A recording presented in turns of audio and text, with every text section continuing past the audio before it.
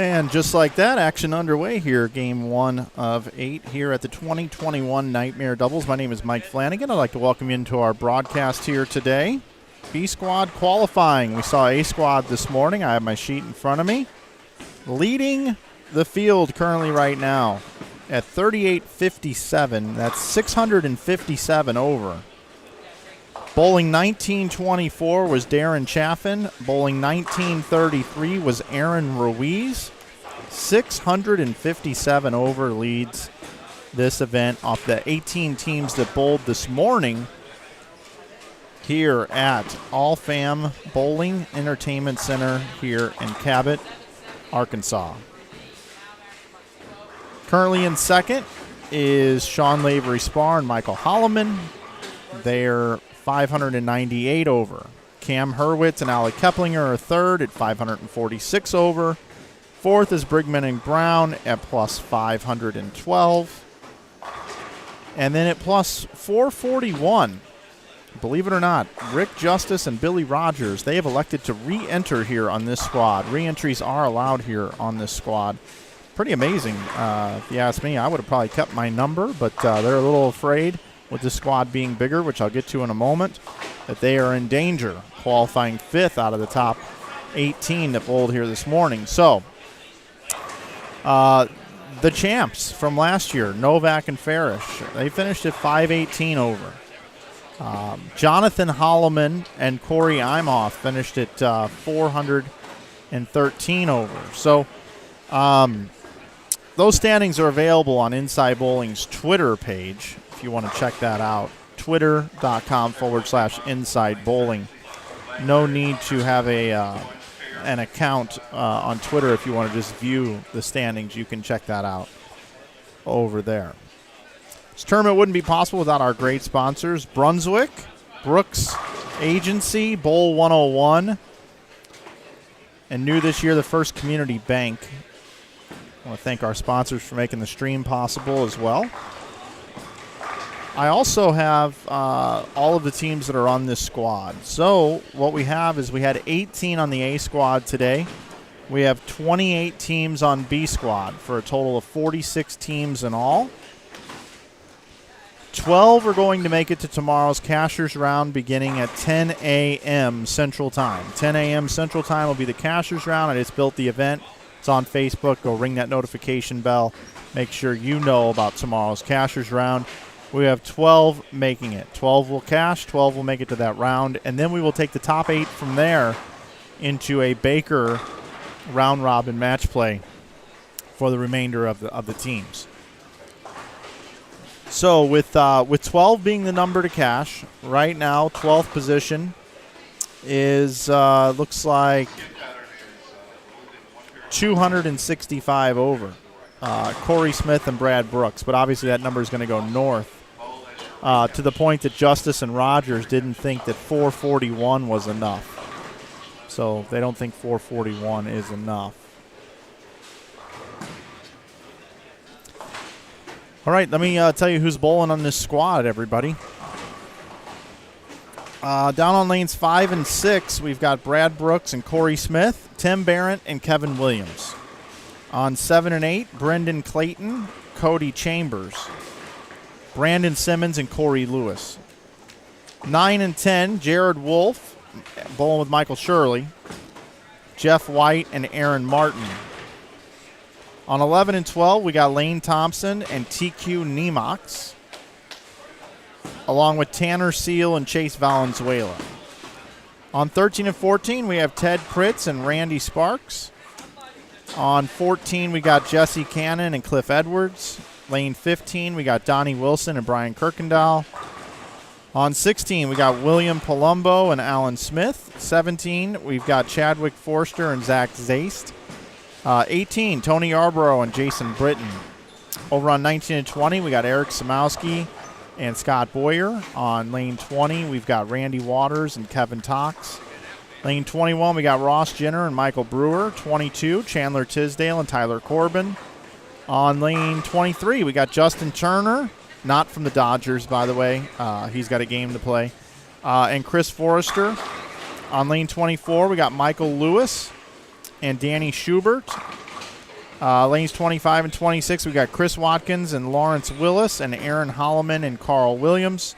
Lanes 27 and 28, we got Ryan Barnes and TJ Rock, which is who you see on the left side of your screen out there, taking the lanes, re-entering. And then we've got Billy Levan and Jimmy Dunn over on 29 and 30 right next door. We have Josh Imhoff and Jimmy McMartin. And then the lease camps, Brandon and Sheldon on lane 30. And they're using 31 and 32 now, this block. On 31 and 2, we've got Kevin Smith and Dimitri Costiones and Glenn Brown Jr., and I don't have his partner listed here, but we will figure that out. So that's what we have for the standings here. And the bowlers on this squad. That should give you a bit of a recap. Players are bowling on a house shot today. It is on a house shot. So scores will be high. Scores were a little bit lower than I thought they would be earlier this morning. But maybe scores will go up a little bit more here this set. We did have a 300 game bowled earlier today.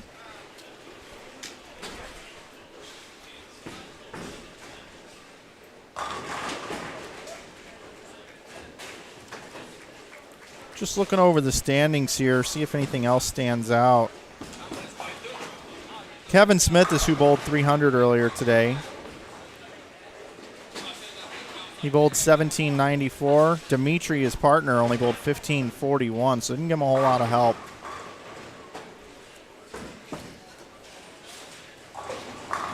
Trying to see who the bowler that bowled the highest score earlier today. 1933 looks pretty good. 1933 was Aaron Ruiz. 1924 was Darren Chaffin, and they happened to bowl together. Other players bowling 1900. Michael Holloman had 1900. Rick Justice had 1909. I believe that were the only players to bowl 1900. Yeah. So I'll be with you for all 8 games here today from Arkansas. Cabot, Arkansas, to be exact. I want to thank Corkey's Chisholm and Brian Kennedy for arranging me to be here for the 2nd year in a row at this event. I want to thank them. They do a great job putting on events. Got a lot of brackets and things like that here going on. A lot of extra action for the players. Take a look at the scoring here. Ryan Barnes, who struggled early today, and when I say struggled, he bowled, I believe it was 213, or I'm sorry, it was 214, 215, 213 to start. Had some carry issues, but it looks like he's got the right ball in his hand, and he's lined up here today. He's got the front 5. Of course, Ryan bowling with TJ Rock, his partner. A lot of re-entries to this squad.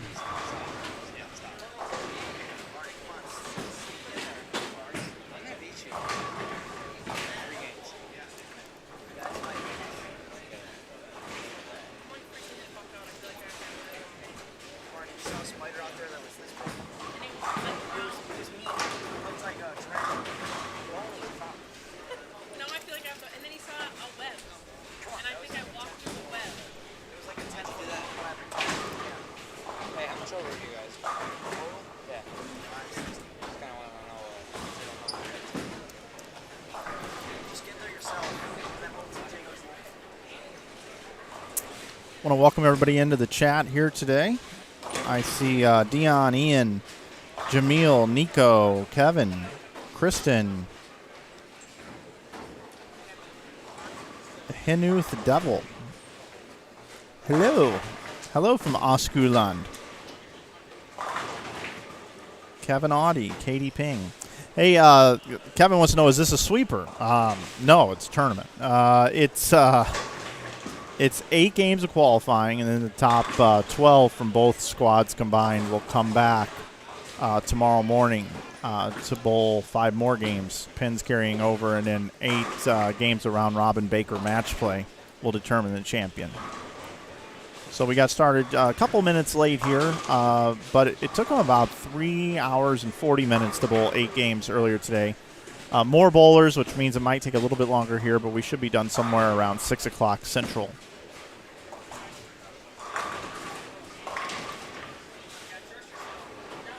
Again, we're watching Ryan Barnes here as the front 6. Always looking for 300 games here to start out the day. We've also got front 6 over on lane 31, but I can't make out who it is at the moment. I do anticipate this squad lighting them up. Let's see what else I've got for you here.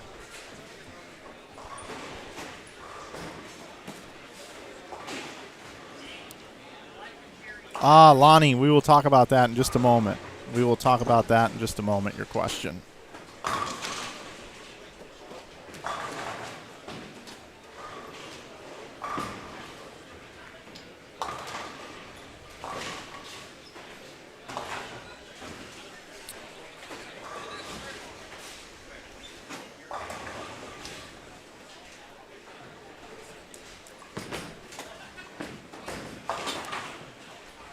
The skip procedure is just moving one pair to the right. That's what they did earlier today. I don't know if that's the skip procedure now. I guess I should have asked. I'm assuming that that's what it is.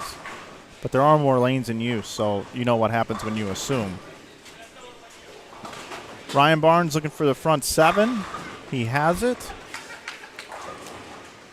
I'm going to move you over here to lanes 21 and 22, 23, and 24, where we have Ross Jenner, Michael Brewer, Chandler Tisdale, Tyler Corbin, Justin Turner, Chris Forrester, Michael Lewis, and Danny Schubert. I'm going to go check real quick on that skip procedure, because then you can kind of figure out when your favorite bowlers are going to be coming through. Just give me just a moment on that.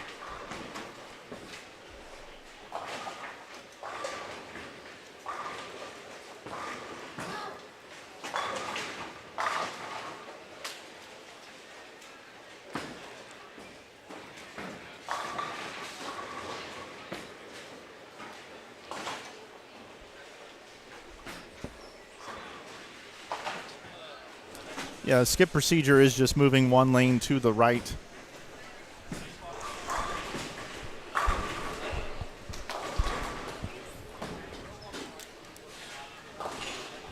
So we have the front 6 here as well.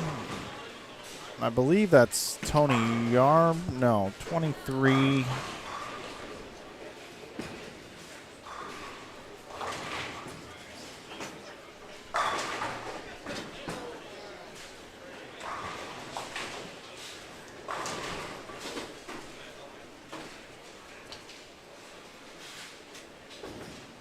Ryan Barnes has front 7. The gentleman on 31 missed, but they can bowl 279 each.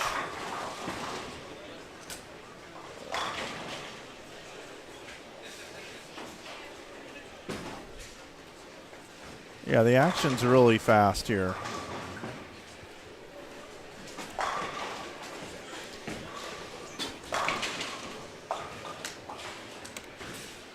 Ryan Barnes is actually going to bowl first.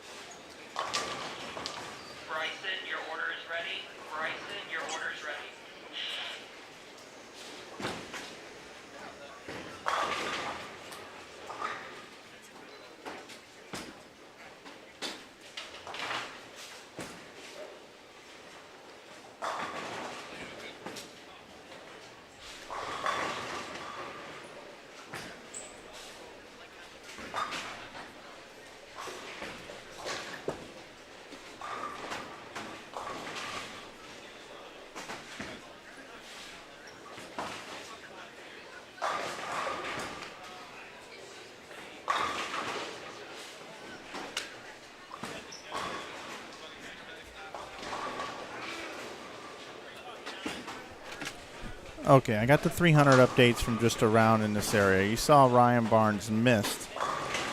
But over on lanes 31 and 32, Brian Brigman, where he and his partner, Glenn Brown Jr., they're fourth at plus 512 and decided to re-enter. And Brian's got front 9. Also, Danny Schubert has the front 7 on 23 and 24. So I'm going to take you there, and then I'm going to take a walk and check out the rest of the place and see what else is going on.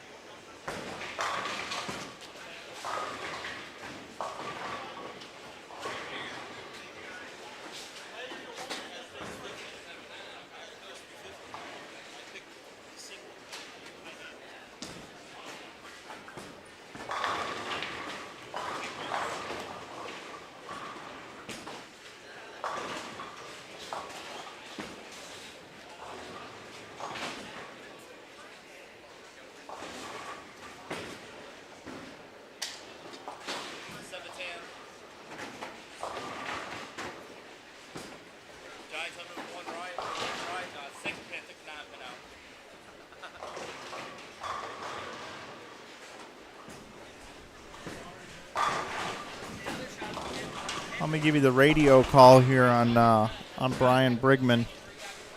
He has front 10 now over on lane 31.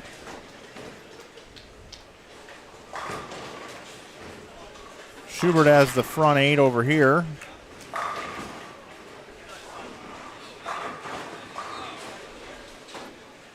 So left or right side of your screen, lane 31. Is Brian, who has the front 10. His partner, Glenn Brown Jr., bowled 192. So we're looking to go to 492. There's the shot, and he's got it. So that's front 11.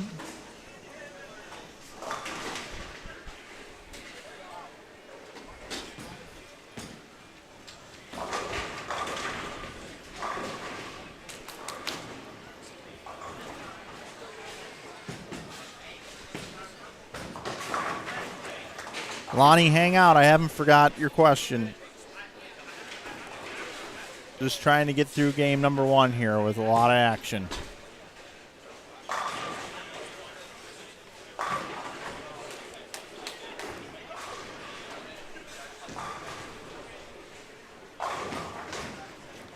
All right, so here's Brian Brigman. It's up on lane 31.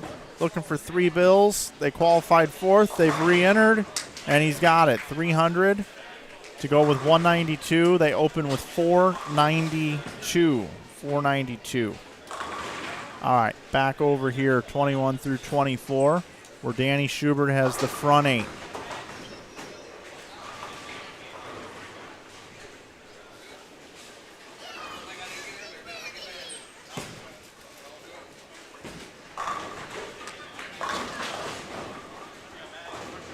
Hello to Chad Roberts. Hope you're doing well, buddy.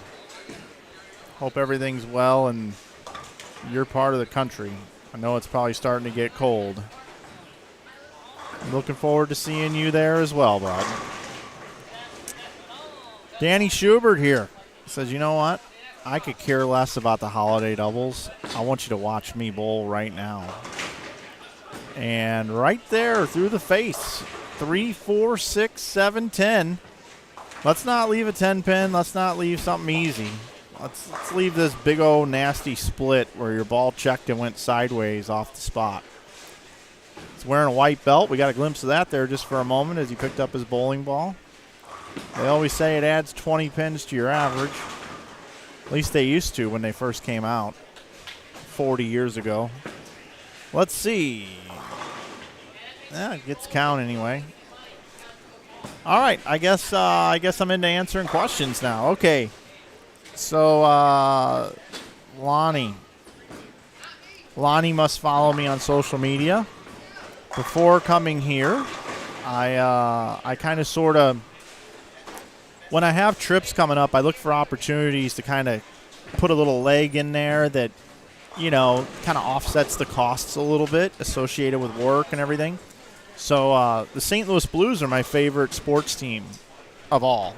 And I don't get to go to Blues games because I live in Utah now, but I'm from St. Louis, as most of you know, and I just love the Blues. So they were playing Vegas Wednesday of this week, and I'm like, well, I got to go to St. Louis to pick up my live stream equipment and then go down to Cabot, Arkansas, and then I'm like, why don't I go to Vegas on a $49 Southwest one-way flight and then book a flight from Vegas to St. Louis, which is a lot cheaper usually than Salt Lake City to St. Louis, and then just, make it a little trip.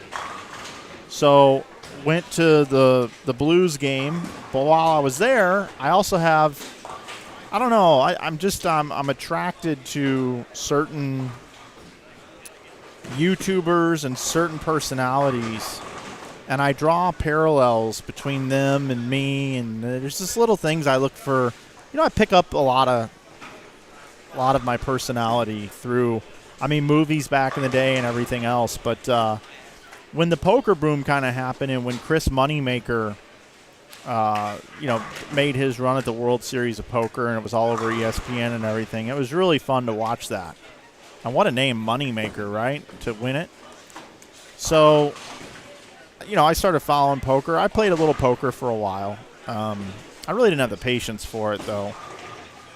But we all know that, the most famous poker players, like who played high-stakes poker and stuff, on my list, my Mount Rushmore of poker players starts with Daniel Negreanu, Doyle Brunson, Phil Hellmuth, Antonio Esfandiari, Mike Matusow, Phil Locke, Jennifer Tilley, Todd Brunson, Phil Ivey, although he doesn't play as much anymore after he got in trouble on his Baccarat scandal. But anyway, I've always admired these poker players, and I think I've admired the poker world just because it's very similar to bowling. You're out there grinding constantly. And those guys don't make as much money as you think. The very high-end ones do, but that grind of those hotels and those weeks in hotels and eating on the road and big buy-ins, big buy-ins. You may not cash 6, 8, 10 tournaments in a row, and, you're upside down $100,000. Like, their swings are incredible. And then when you have that kind of mindset, you gamble on other things against other people, and you just get yourself in a lot of trouble. It's a tough grind. There's a guy that used to work in the bowling industry named Paul Figlamini, and he's out participating in the World Series of Poker right now, grinding and updating every day. Like, it's tough. So Daniel Negreanu is by far my favorite, which, that's kind of the chalk, right? Everybody likes Daniel to some degree, or at least follows him and understands him. His tells are ridiculous at the tables. So I just like Daniel. And then he started vlogging, which is another thing I really like. I've been a big fan of vlogs for years. And he started vlogging about 4 years ago every day from the World Series. And he has a video producer. He just records it all and sends it to his producer. And they put it out every day like clockwork on his YouTube channel. So all of that just kind of has made me really gravitate towards Daniel Negreanu. And then he loves hockey. So, why was I going to Vegas? I was going to Vegas for the Blues game, right? I love hockey too, I think hockey is a very underrated sport, and I think it's going to gain in popularity over the next few years. And a way you can track that and find that out is by going to Facebook, Twitter, Instagram, and see how many people like or subscribe to the feeds of all the major sports leagues. And you'll see that the NBA is much higher than the National Football League, and the National Football League is much higher than Major League Baseball. Then you'll find that Major League Baseball is much higher than hockey. And I believe it was 44-1 NBA to NHL ratio of viewership. So for every 44 people that watch the NBA, 1 watches hockey. Okay, so that just goes to show you the popularity of the sports. And so I'm bullish on hockey. They just signed a new deal with TNT. They got Wayne Gretzky on there. They're trying to create similar to what they do with the NBA with Barkley and Shaq and Ernie and Kenny. But so I'm bullish on it. And ESPN signed a deal again as well. And I think professional sports, live sporting events, is going to continue to be the sought-after product in regular television as everything moves to streaming and on demand. Okay, so now that I've gone through all that dissertation, while we were out there, I because I watched Daniel Negreanu's vlogs every day, I knew that he was participating. And I looked up, the tournaments that was going on when I was there. And there's a dealer's choice game, which is where each player gets to pick for around the table which game they want to play. And there's a stack of cards. They can play all these different games.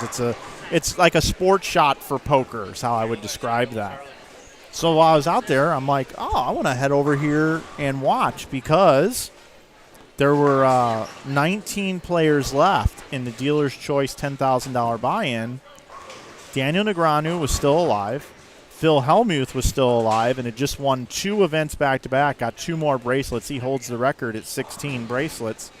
And Mike the Mouth Matisow also was still left in this event. So 3 of my guys that, I like to watch play poker. So I thought, hey, I'm going to head over to the Rio, and I'm going to watch these guys play some poker. And I didn't know how close up I could get or whatever, right? So I go over there. And literally, they're playing where the ball rack is behind me. I don't know if you can see this or not, or the doors. That's like where they are, right? And there's just a stanchion right there. Like I could almost touch the players. And the sad part of it is there was only about 12 people there watching the greatest poker players in the world play, like qualifying for bowling, right? Qualifying. And then where the final table setup is and everything, they've got seating for about 24. And you could stand by the rail, maybe would hold another 30 people. And there were plenty of seats available. So that just goes to show, when I go to bowling events, there are more bowling spectators than there are at a poker final table or qualifying with 3 of the greatest poker players in the world and most followed poker players in the world. I got to do a game graphic swap out here. Action is underway over here on lanes 27 through 30. I'll take you there now. And we have Lawrence Willis.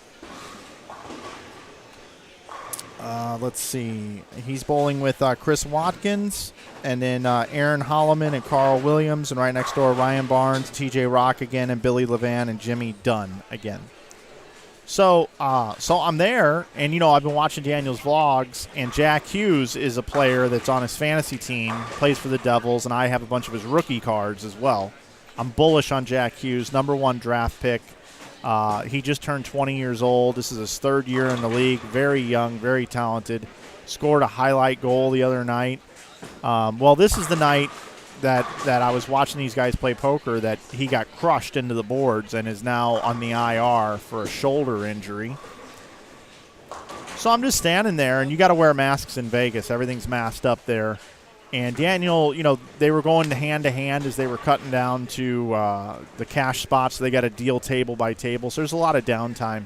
Daniel's looking at his phone and everything, and he stands up and is doing a little vlogging. And he's just standing there, and I go, hey, Daniel. You see Hughes got crushed tonight? And he turned around and he said, yeah, he's day-to-day, though. And then he saw my St. Louis Blues emblem on my hat. And he goes, Clem Costin, which is a Blues player, scored. He goes, he had 2 goals last night. He's on my farm team. Like, I love that guy. And I'm like, yeah, he could be pretty good. There's a couple young Blues guys, Jake Neighbors as well. He's like, yeah, the Neighbors kid is good, and Kairu. And I'm like, yeah. So I'm just sitting there kind of talking hockey with Daniel Negreanu for what you would say 30 to 45 seconds or so. And he was very – I mean, he's in a tournament, right? I mean, I know it's kind of he's got like a minute off, but he's choosing to engage with me in conversation, which was really cool, really cool. And then watched those guys play. I really enjoyed it. It's fun seeing the banter that's not on television, but what they're doing, it's not edited. Some guys are drinking, some guys aren't. I'm not talking about the pros. Phil Hellmuth tried to open a bag of Planters peanuts for about 10 minutes and couldn't get them open. That was probably one of the funniest things that I saw. But then hung out there, and then they have 10-minute breaks sometimes late at night. They play till 2 in the morning. And I got a picture with him on the way back, but it's kind of blurry because he was kind of running back, and I probably shouldn't have even stopped him, right? I should have given him the time just to get to the table, but I wanted to take advantage of it. And he ended up making it through, and then we went back over there the next day to watch the final tables, and he got eliminated in like 9th position or whatever. But that was the question that Mr. Wilson had. And I got to tell you, I love these poker players. They have a streaming service over there called Poker Go. It's like $160 a year, and you get to watch all these players play poker. Is that not the same thing as we've had with Extra Frame or Bowl TV or Flow Sports? It's the same thing. It's identical, right? And I see this guy walking around with a laptop updating chip counts and everything. Is that not Matt Catanzaro? Is that not Aaron Smith? Is that not Lucas Wiseman? Is that, you know what I mean? Like, it's just so similar from a media perspective of what it's like in the poker world of what it is here. So if I was this poker guy, I'm sure I would have some sort of job with Poker Go, and I would be calling the action at these final tables to subscribers online, right? And it would be fun to cross over and see if I could do that, right? That would be fun. But anyway, that was my experience. 99% of the audience right now does not care anything that I've just said for the last 5 minutes, and I apologize for that right now. But I did have a question about it, and I wanted to tell the story because I wanted to relive it and kill a little time here on the air. So hopefully you enjoyed the answer to that one, Lonnie. Daniel Negreanu was a peach. Great guy. Gave me some time of the day. Didn't have to. I'm sure a lot of people bother him. But when you can talk shop and get interested in some of the same hobbies, I'm sure you always got a better chance to BS. I know sometimes at the tables he can be a bit of a jackass, but that's when you're playing poker, right? How many people look at Pete Weber on the lanes when he's competing and can say the same thing? But you sit down and have a steak dinner with Pete, and he's the greatest guy in the world. So guy's got to make a living. He's done very well promoting and making money in auxiliary ways besides just the poker, as being spokesperson and investing his money in smart ways. So all the best to Daniel Negreanu. He is my favorite poker player. I got to interact with him, spend a little bit of time, watch him play some live poker.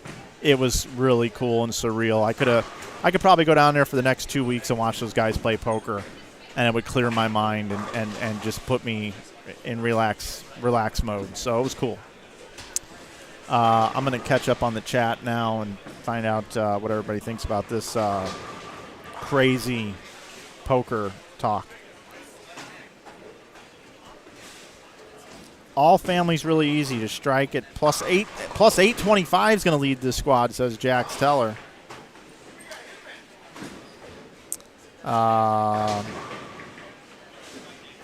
One Stop Pop says, I watch his vlog every day, so many things do cross over. They really do.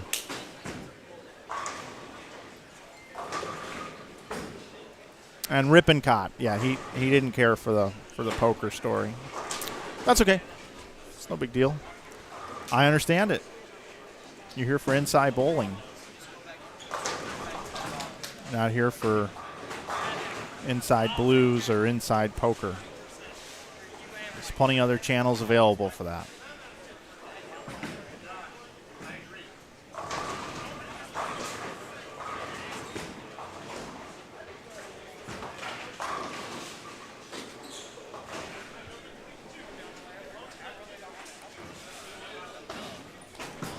Aaron Holloman here looking for the front five.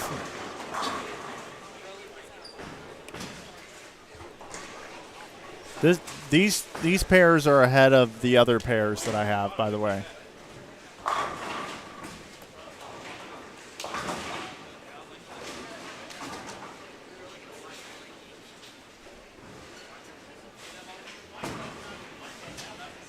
There is no C squad. It's just A and B squad. This is going to be it. Our coverage will end around 6 today. And Kristen, I know you're talking about Brad. This is a true story. If any of you remember Art Brown, made a master show once. Collegiate All-American, one of the smoothest lefties you've ever seen. He played poker a lot for a while. And he ran with a group of guys that played poker. And poker players kind of back one another sometimes. Similar to bowling again. I heard Holloman say, I'm going to put him in some brackets this set. Exactly what I'm talking about. So they backed a player in the World Series of Poker, and he won the whole thing for millions of dollars. They all had pieces of it. That's an incredible story.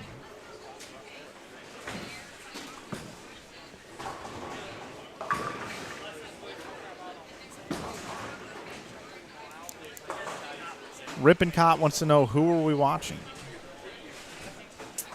Well, we've got, I went over that a little bit ago, but I'll do it again. We've got Ryan Barnes and TJ Rock, along with Billy Levan and Jimmy Dunn on the right side of your screen. Left side of your screen, we have Chris Watkins and Lawrence Willis, Aaron Holloman, and Carl Williams. Aaron Holloman now has the front 6. Carl Williams working on 279. They have a combined max score of 579.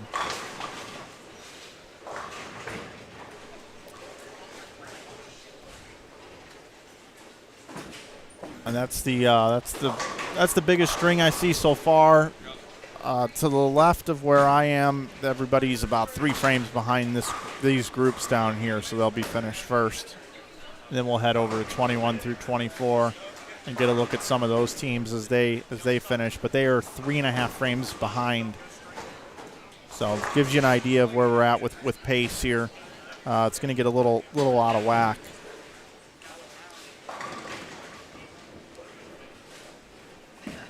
Jared Thompson, I did not see on the list. No Parker Capra and Jared Thompson, just to let you know. They're not bowling. There's no Packy on this squad, but Kevin Williams is bowling with Tim Barrett. And they started all the way on the left pair. So game 1, they were on 5 and 6. Game 2, they're going to be on 7 and 8. Game 3, they're going to be on 9 and 10. Game 4, 11 and 12. Game 5, 13 and 14. Game 6, 15 and 16. Game 7, 17 and 18. Game 8, 19 and 20. So they will not make the TV pairs, which is why I was a little hesitant on that skip procedure. So they're not even going to get down to this bay, which I'm not sure if I'd have necessarily done it that way, but hey, these guys know what they're doing.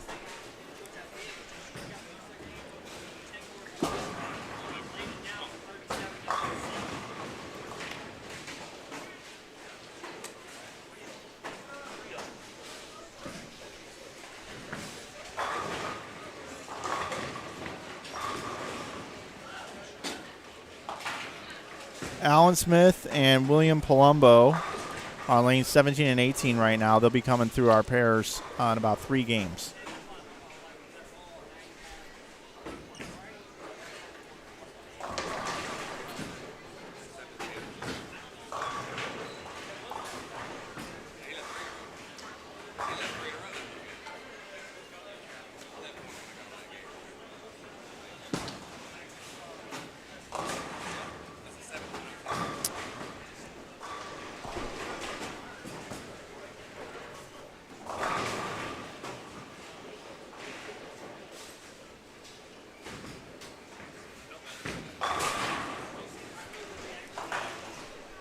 Yeah, not a lot of big notable names. Good amateur players here, though.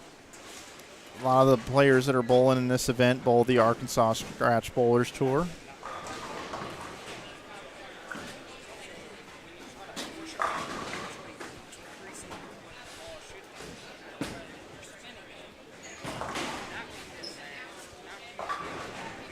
We are in game number 2 of 8 here. Actually, almost through game 2, honestly.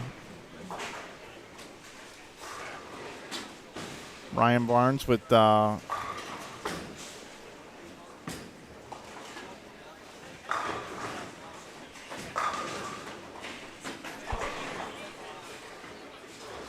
triple 9 spare, triple 4 in a row.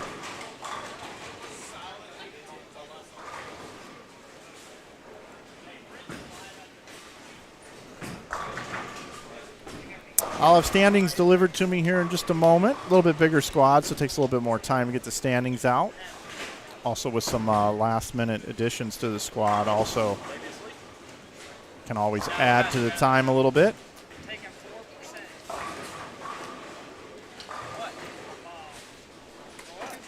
Yeah, David, I talked about that on the first broadcast.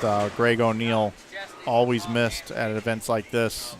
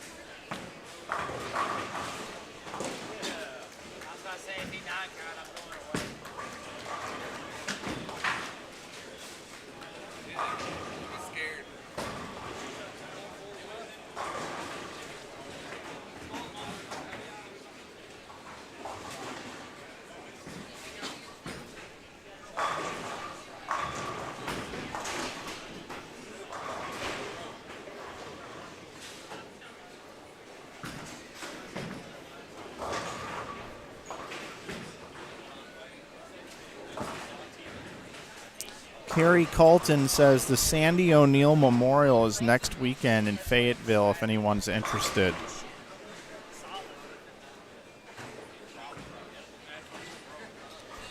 Robert wants to know, will TQ make a live stream pair? Oh, TQ's coming. Yeah, TQ will make a live stream pair. Lonnie wants to know if anybody from Missouri is bowling. Tim Barron and Kevin Williams are bowling. Off the top of my head. Standings for the first squad can be found over on Inside Bowling's Twitter. Facebook as well, actually. Facebook and Twitter. I think there's also an Instagram story that has the standings as well. Ryan Barnes is working on 279 here, and I appreciate your comment there, Rippencott. Well, nope, Ryan Barnes is not working on 279. Something didn't feel right. Maybe you heard me.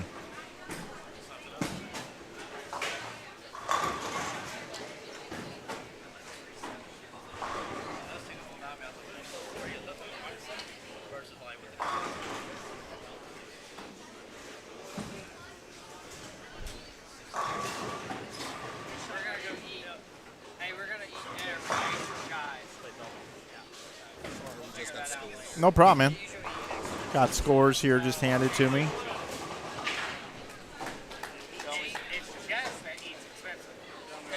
Aaron Holloman had the front 7.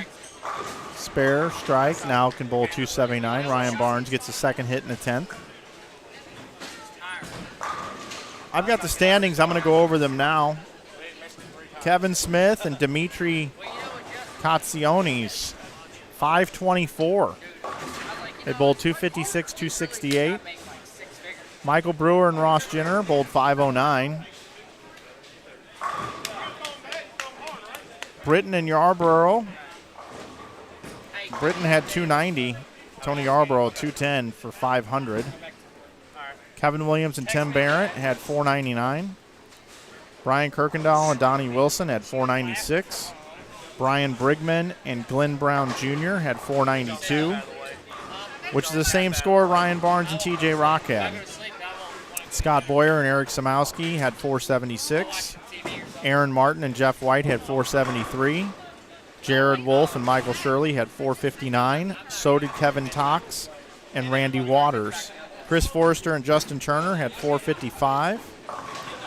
Randy Sparks and Ted Pritz had 452. Jimmy Dunn and Billy Levan had 447. Danny Schubert and Michael Lewis had 442.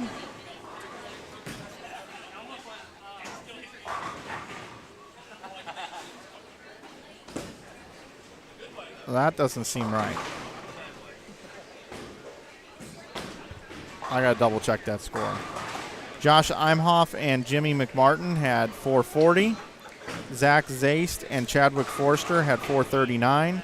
Lawrence Willis and Chris Watkins had 437. Palumbo and Smith had 430. Nimox and Thompson had 428. Valenzuela and Seal had 427. Lewis and Simmons had 420. Chambers and Clayton had 418. Williams and Holloman had 415. Edwards and Cannon had 409. And 3 other teams took to the lanes and bowled sub 400. And I'm not going to mention them at this time, but I am going to go check on a score real quick.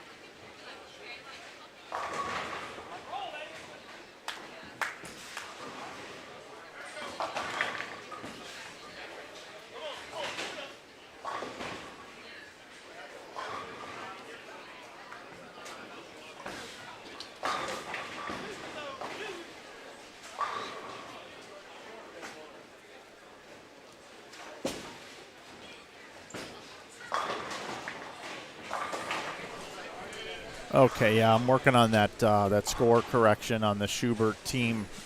They did have it incorrect in there.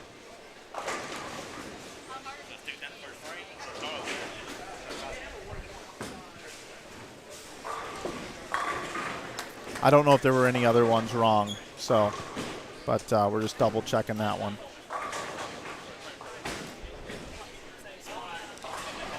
I think their scores might have been written down twice. That might be the issue or the error.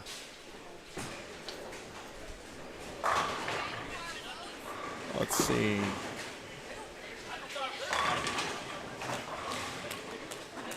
Forrester and Turner.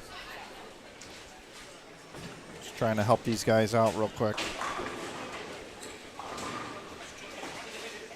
Oh, yeah, they were flip-flopped.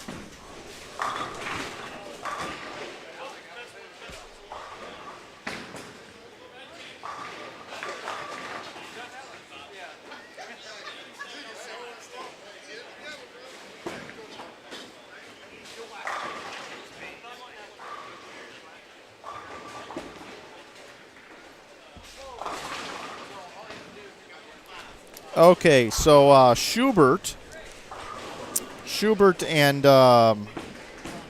Lewis are actually in 12th now. Chris Forrester and Justin Turner are in 15th. They're bowling on the same pair, and their scores were just reversed.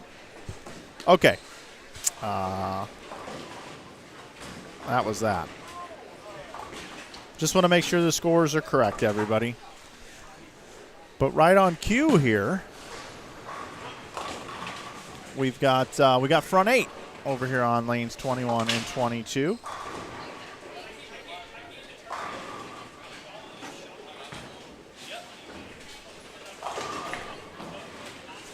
This is Scott Boyer.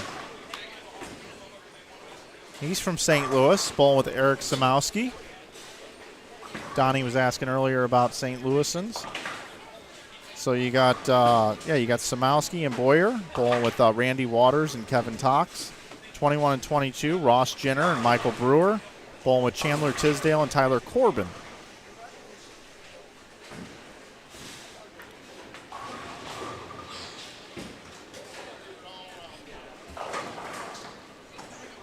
Hello, Kenny Seymour.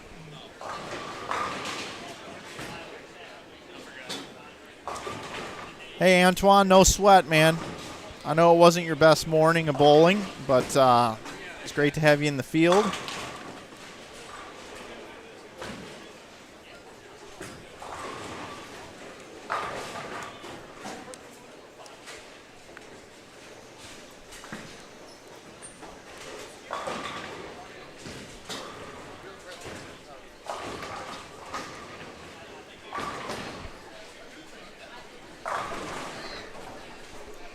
I don't know why, it's a little hectic in here right now. And if you follow my favorite bands, The Urge, they have a song called It's Getting Hectic.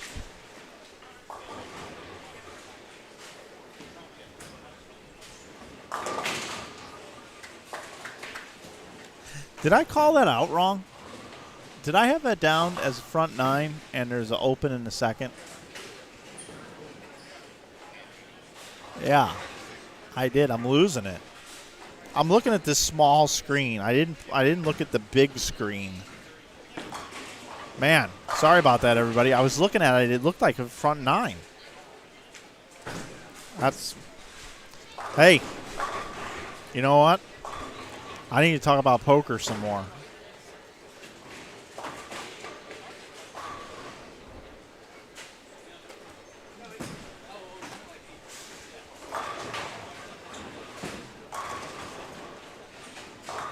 I got a lot going on here right now, everybody. I do. I got a whole lot going on here.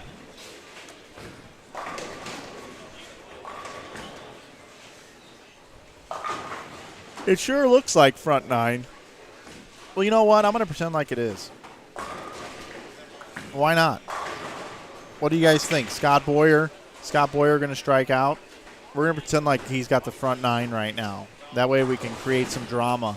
He does not have the front 9, but he can bowl 268. But we're going to treat it like 300. So here's Scott Boyer up in the 10th frame, working on the front 9, but not really.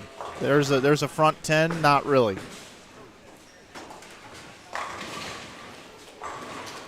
This is going to be the first made-up 300 game in the history of inside bowling. And if I have any viewers watching that know nothing about my personality and nothing about bowling, please disregard anything you're hearing for the next, 3 minutes. Because you'll be very confused. All right, so here we go. My buddy Scott Boyer from the St. Louis area. Not working on the front 10, but absolutely working on the front 10.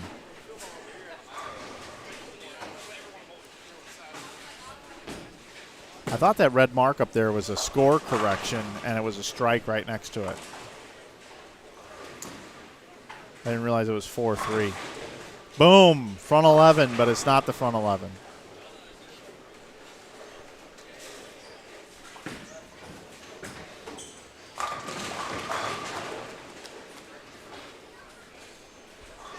Man, there's got to be a lot of pressure on him right here to perform on this last shot. Especially with this fictitious 300 on the line.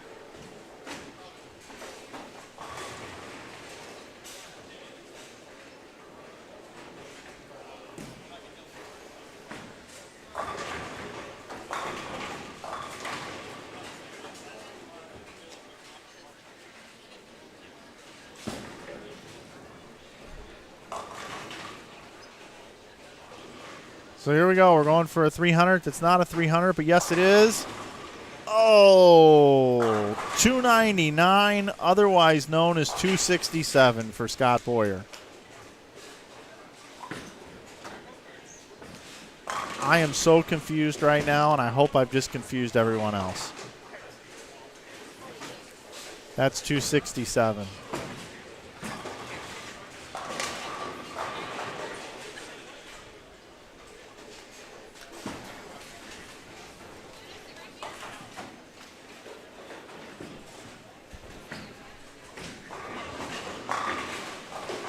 Jordan DeCrew, did it really have the front 8 up there and they changed the score or something earlier? Like, what is going on?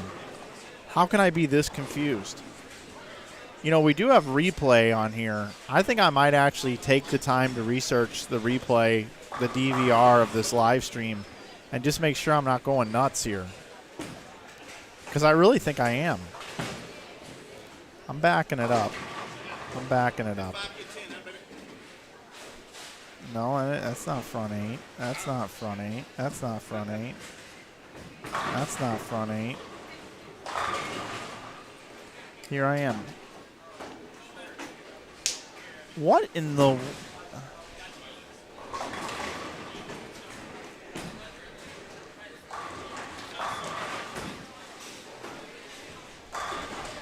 Okay. All right. I know what I did now. I see what I did here. The red on the scoring highlighted area, the red on there was so red that you couldn't see the 4 with the 3. So to me, it looked like a strike. That's what it was. That makes sense now. All right. I'm not going nuts. I just need my eyes to be better.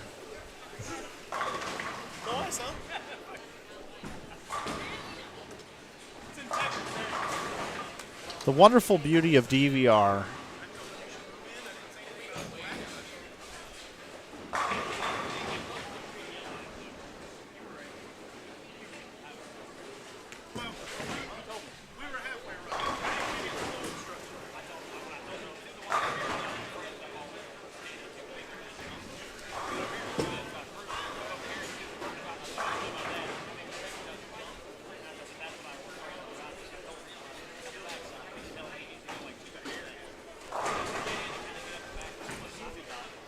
Well, I'm about to bounce out of here.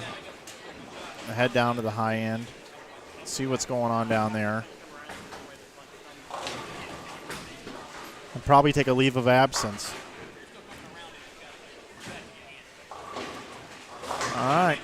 447. All right.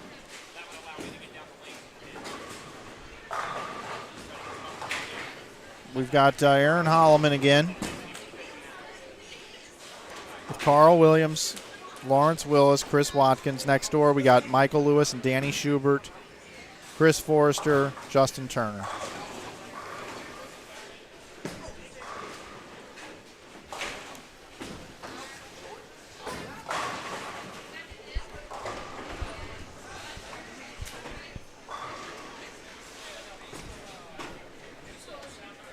Folks, I am going to step away and walk the bowling center for a minute. Game 3 underway here. Game 2 still underway on the low end.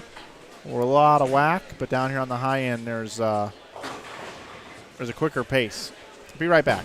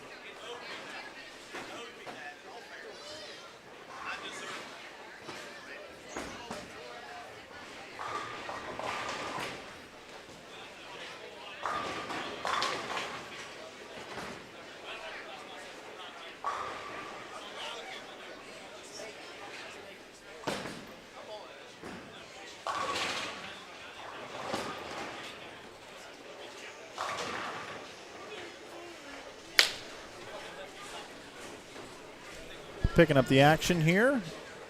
Mr. Holloman here finishing out with 238. Possible 227 for Carl Williams.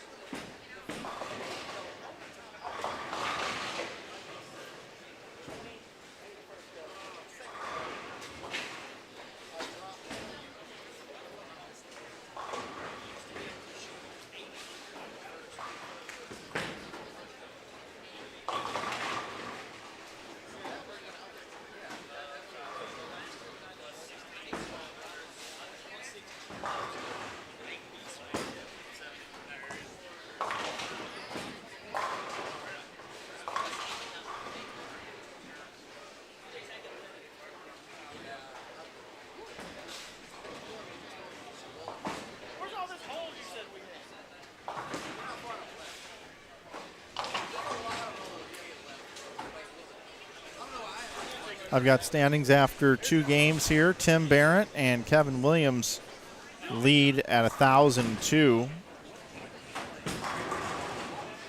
Barrett bowled 519 his first 2 games. 261 and 258. Second, just 4 pins behind, is Kevin Smith and Dimitri Castellones.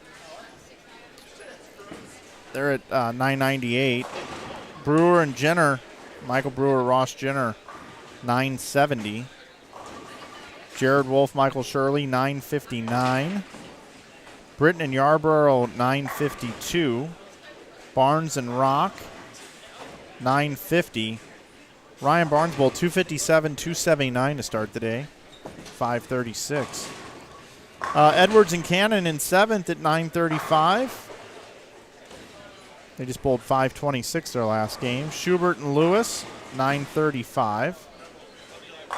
Sparks and Pritz, 934. Boyer and Samowski, 923.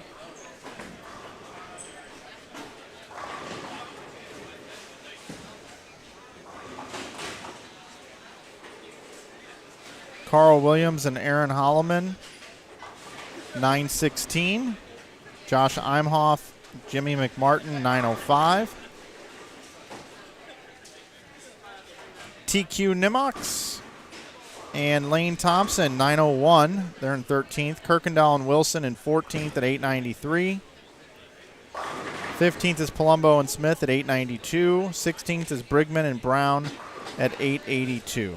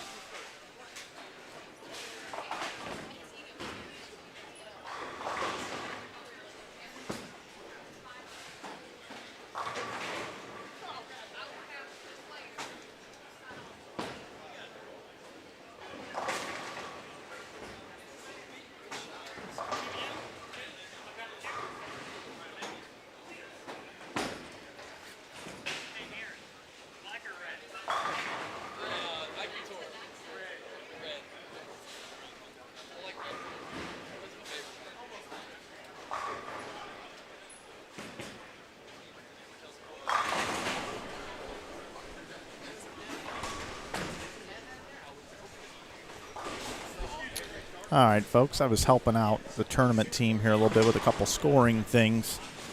Make sure everything runs smoothly. That's one of the things I do here along with streaming is I double check and make sure all the scores that come through as I read them off and look at them, and I found a discrepancy, and they're on it.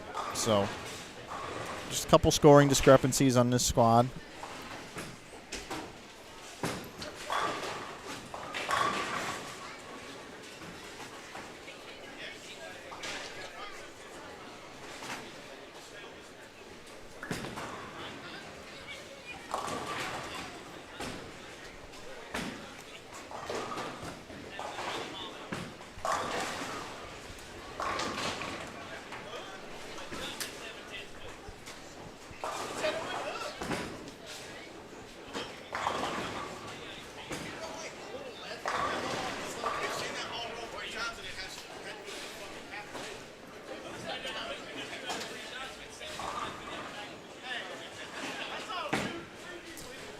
So these two pairs are, one has been done for quite a while, the other one just finishing up. Danny Schubert here. We'll watch Danny throw his last ball, and then we're going to jump out of here. And we'll head to 21 through 24. Make it a good one here. Light for 248.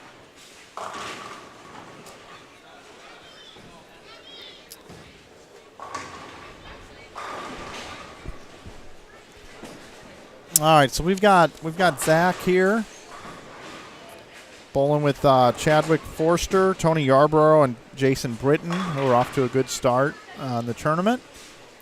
And then next door we got Scott Boyer, Eric Samowski, Randy Waters, Kevin Tox.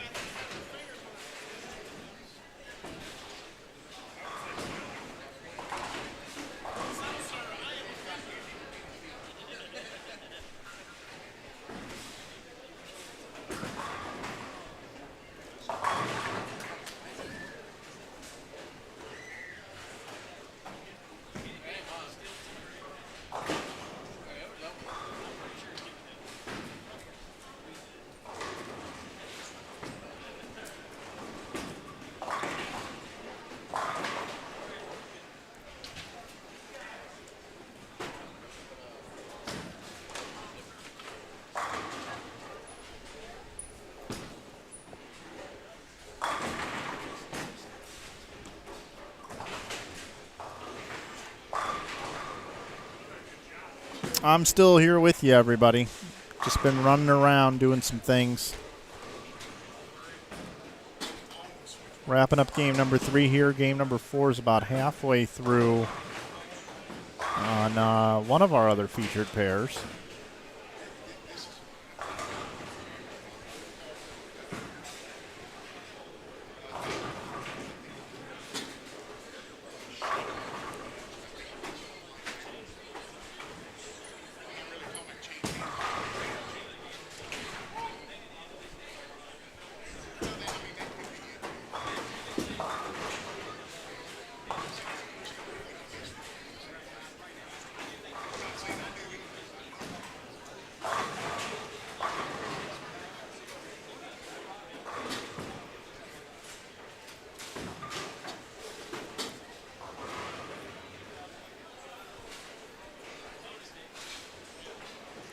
Yarborough Bowl 205. Jason Britton, still Bowl 245 with that double in the 10th.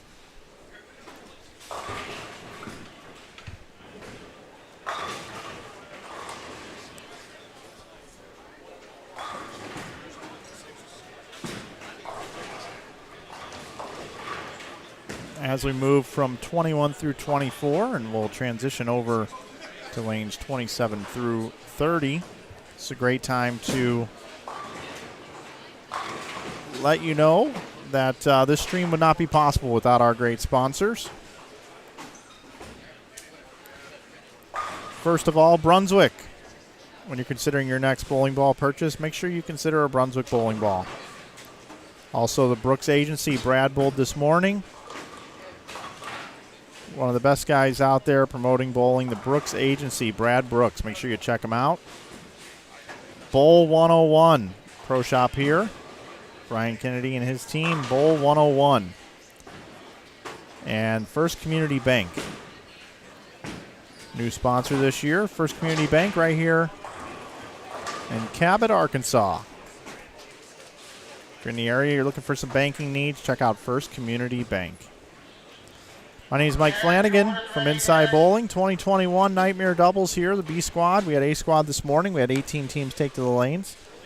And we have ourselves 28 on this squad, 46 in all. 12's going to cash and come back tomorrow morning at 10 a.m. Central. We'll have that for you. All 12 teams will cash, and then we'll cut down to 8 for the round-robin Baker match play.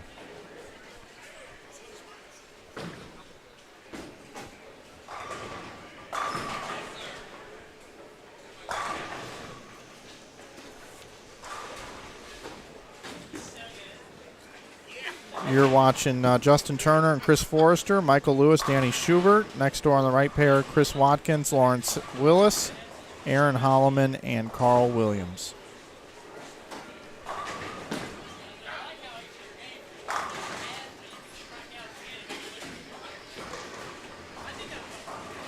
Actually, I take that back. First pairings is on the right side of your screen. Left side of your screen is Michael Brewer, Ross Jenner, and Tyler Tisdale and Tyler Corbin. Forgot we were using 31 and 32, everybody. We did in the last squad.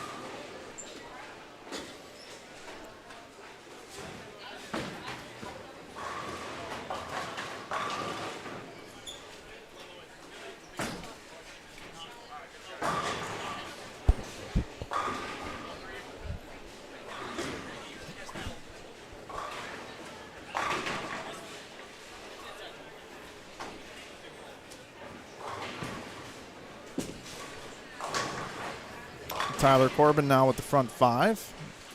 Bounce out of here. Check out lanes 21 through 24.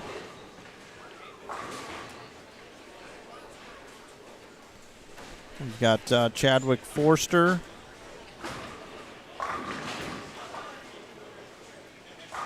Bowling with Zach Zaist. Tony Yarbrough and Jason Britton. And then next door coming in, Alan Smith, William Palumbo, Brian Kirkendall, and Donnie Wilson.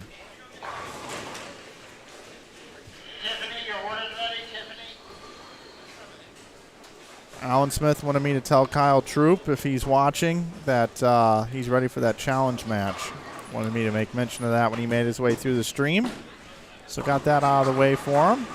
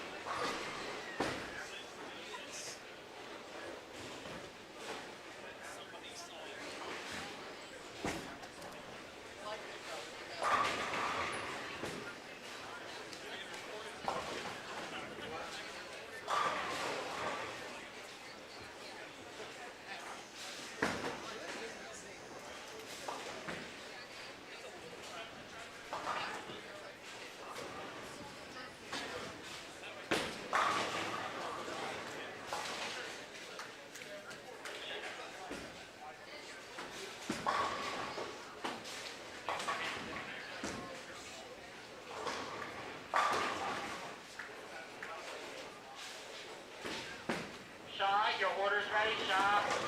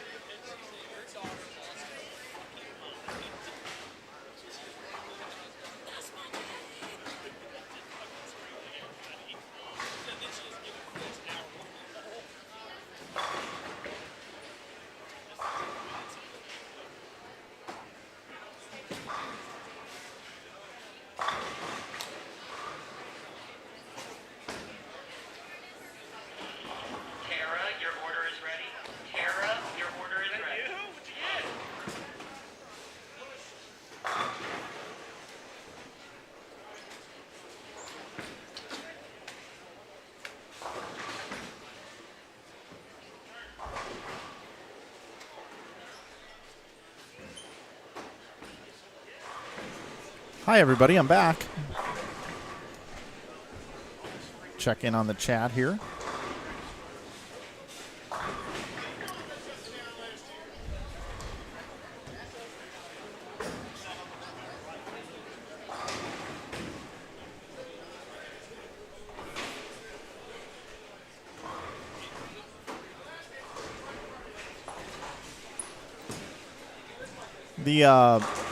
The pace pair to pair is really kind of messed up. 29 and 30 is done. 27 and 8 is just finishing.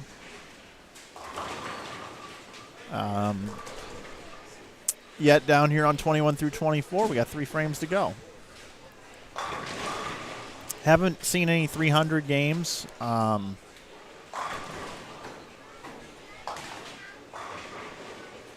As of yet, this squad. We do have a little bit of a developing situation here on 19 and 20, though.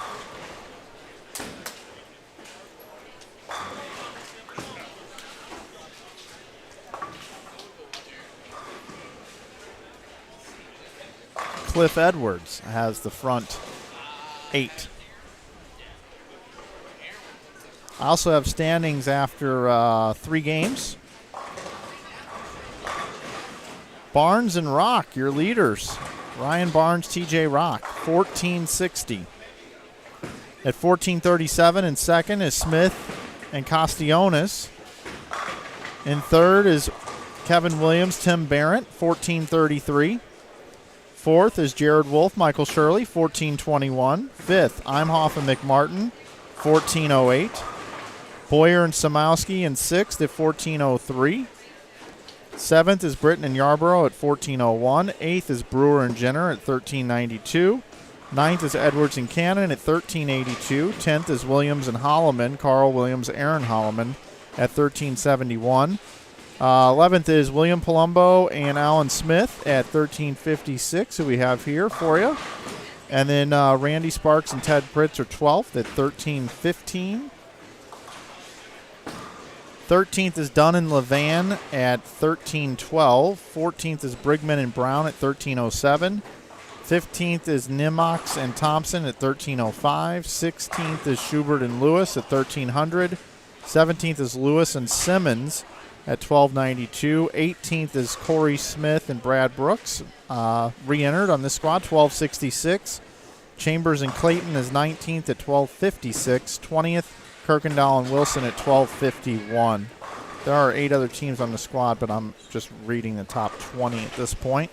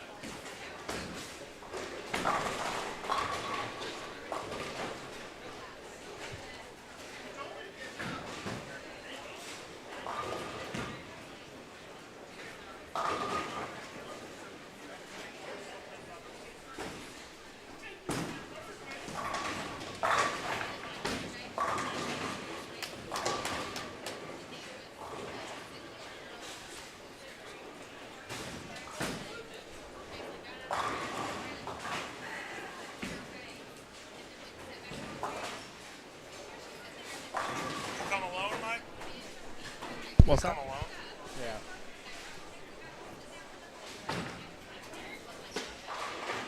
Yeah, we went to Vegas for a couple days. For the Yeah, I Blues saw game. that on Facebook. Yeah, that was pretty cool. Yeah. It's a good game to see too. The Blues played great. Yeah, they did. They did. They're playing good. I like the depth. Yeah, they can definitely score. It's just the first two games that they can stop the. They had a couple minute period or span where they just kind of fell asleep the first two games. And they played a whole 60 minutes. That's it. Yeah, they did.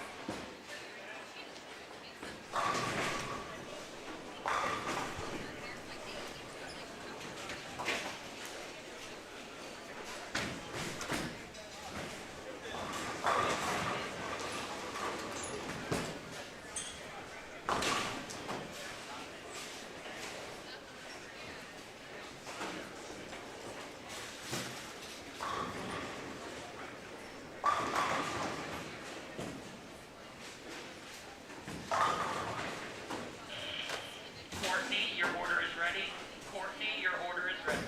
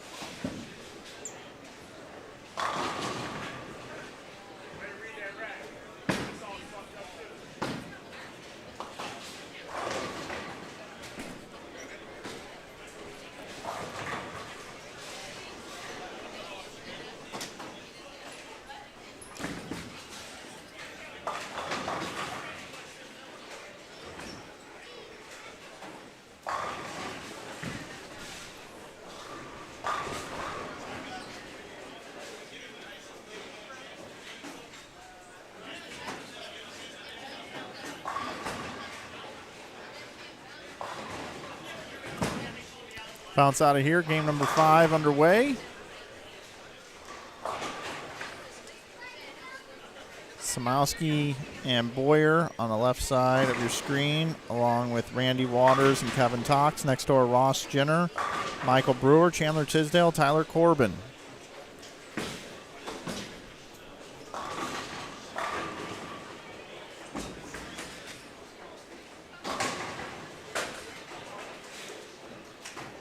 Kevin Tox and Randy Waters, you want to know how they're doing? Not a problem.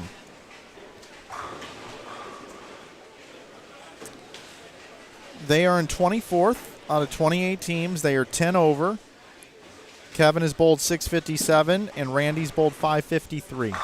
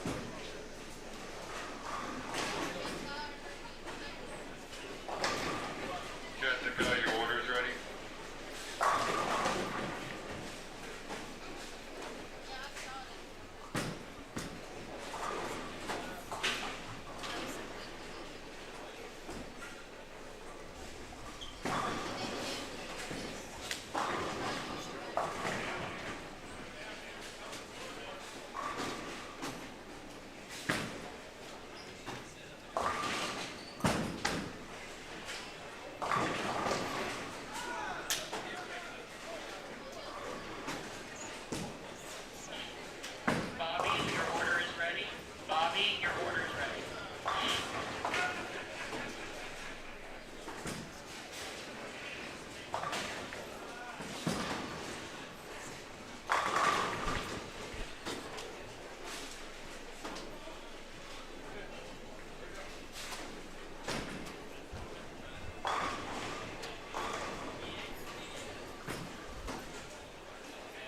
Don't forget, everybody, we are cutting down to the top 12 teams after today. Both squads combined.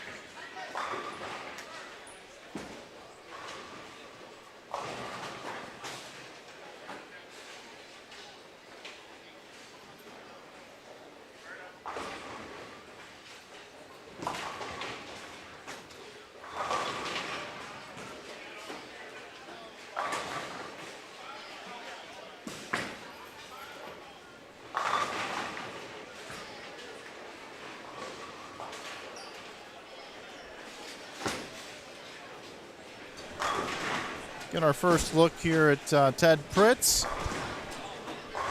He's bowling with Randy Sparks, also on that pair, Cliff Edwards, Jesse Cannon. Cliff Edwards had 279 the last game.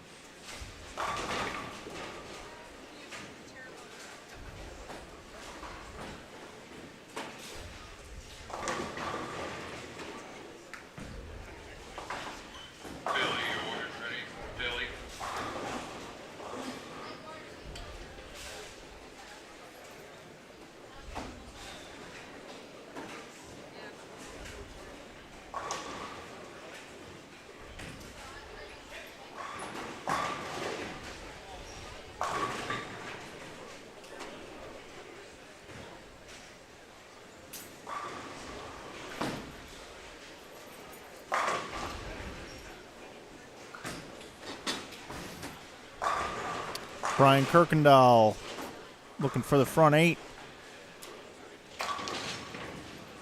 All right, 2-7 for Kirkendall.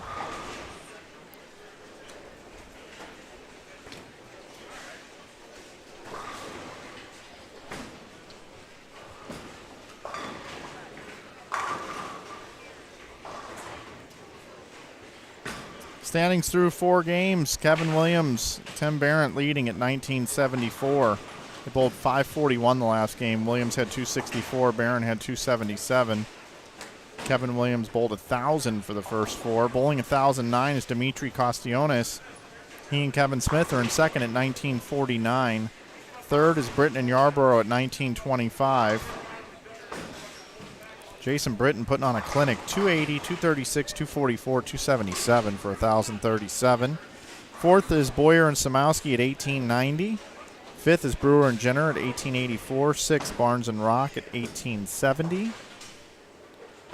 Seventh is Edwards and Cannon at 1861. Wolf and Shirley at 1859. Imhoff and McMartin at 1814. And ninth. In 10th, Sparks and Pritz at plus 18, or at 1813. Plus 213 would be that number. Palumbo and Smith in 11th at 1797. And 12th, Lewis and Simmons at 1777. And I know some of you have been asking for scores. It looks like we are getting a score update after 4 games, and we're going to be tweeting that out in just a moment.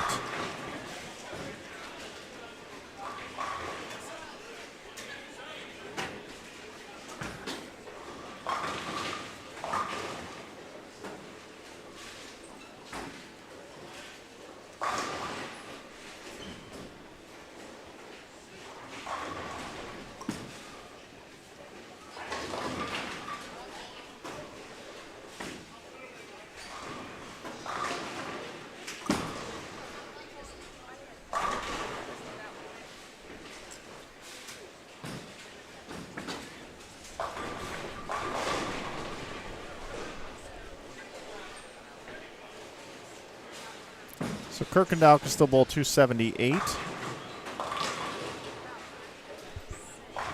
Connie Wilson can bowl 239.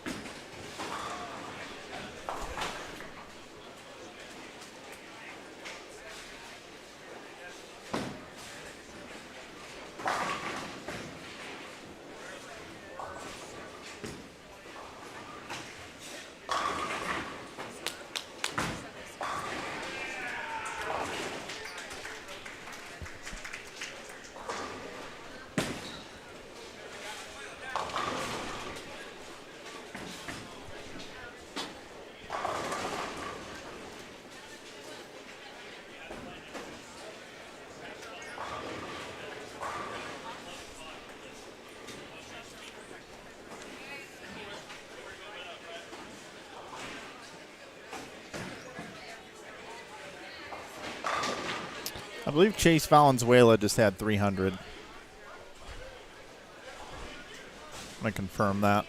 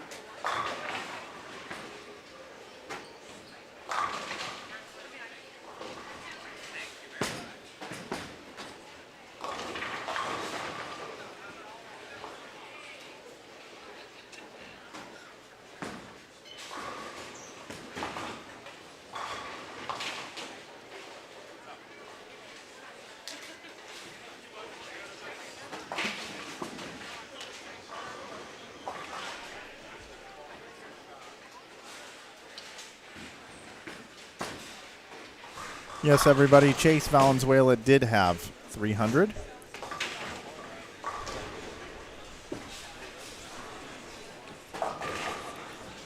And we are cruising right along, getting ready to go into game number 6. Pace of play is a little slower here this round. This morning we got through it in about 3 hours and 40 minutes. We're approaching 5 o'clock right now.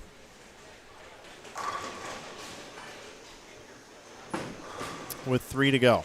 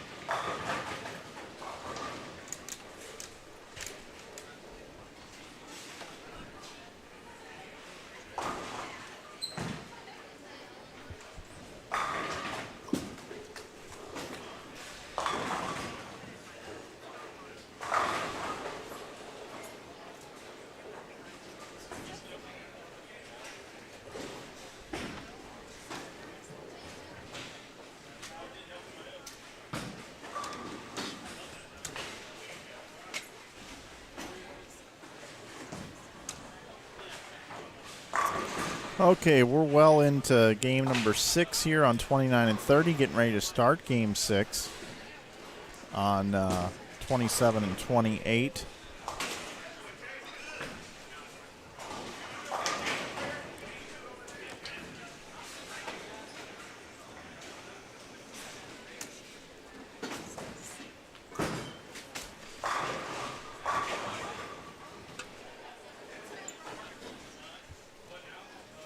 Eric Samowski and Scott Boyer with Randy Waters and Kevin Tox. And we've got Chadwick Forster, Zach Zasti, Tony Yarborough, and Jason Britton. I know we've got some folks in there looking for Randy, so we've got him up on the screen for you now.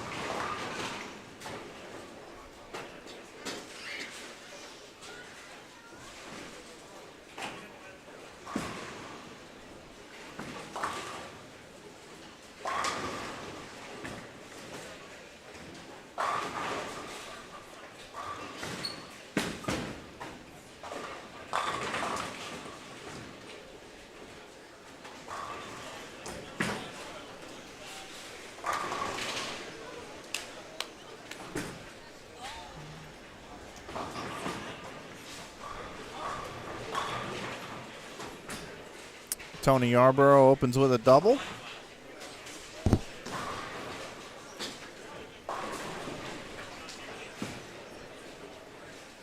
Again, Britton and Yarborough.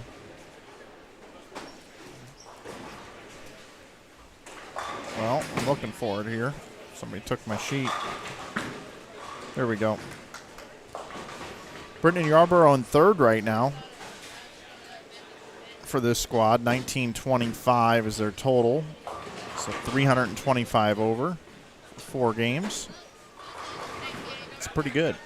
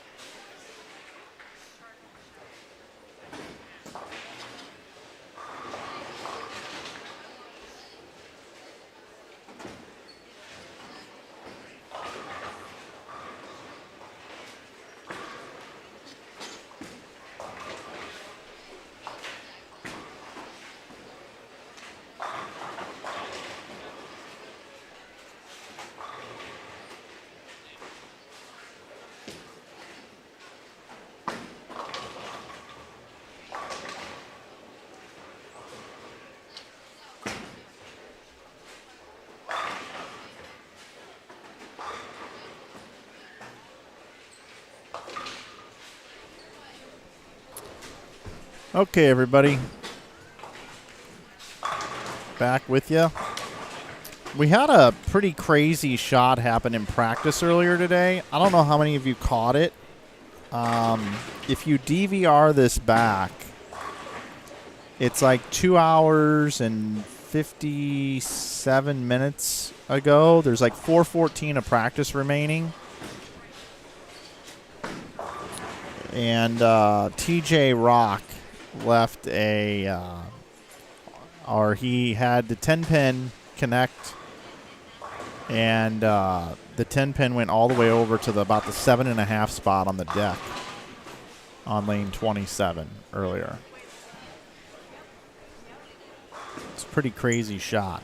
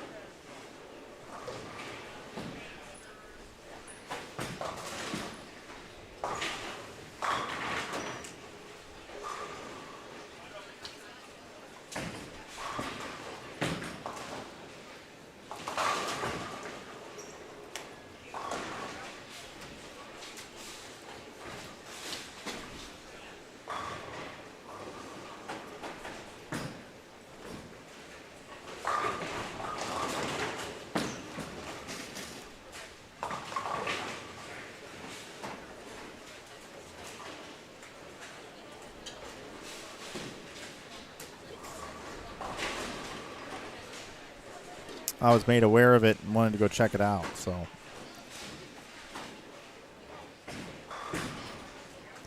we've got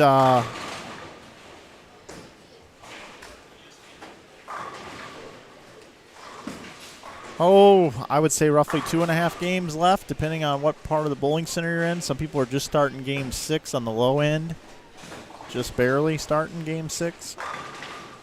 All the standings update after game number 5 here for you shortly.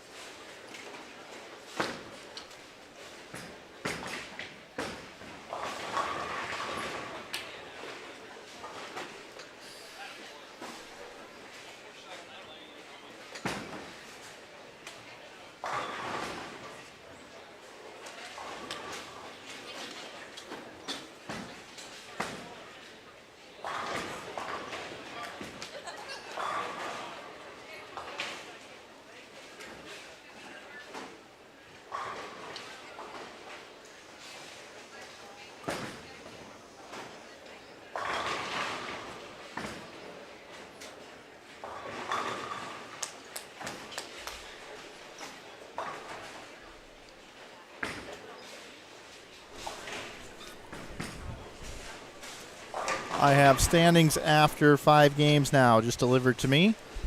Your leaders, Kevin Williams and Tim Barrett, 24-92. Tim has bowled games of 261, 258, 170. Let me start over. He's bowled games of 261, 258, 178, 277, 290. Kevin Williams bowled 238, 245, 253, 264, 228. They are at 24-92. Britton and Yarborough, who we've been watching right here, are in second, 23-78.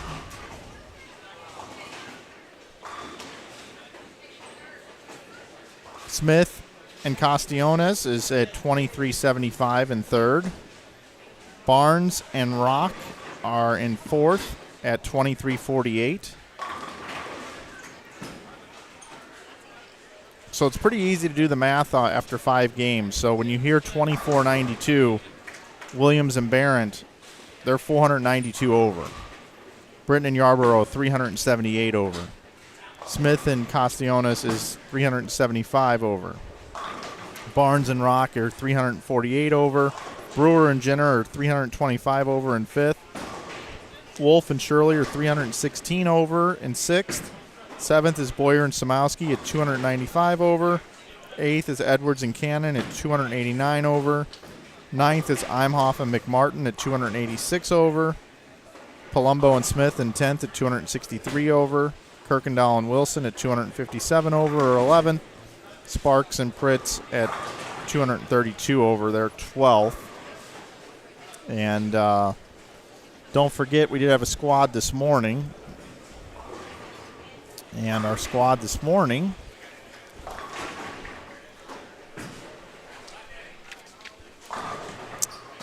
we had Chaffin and Ruiz finished at 38.57, which was 657 over.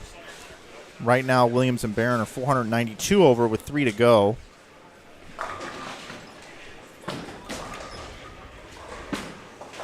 .598 over was Lavery Spar and Michael Holloman.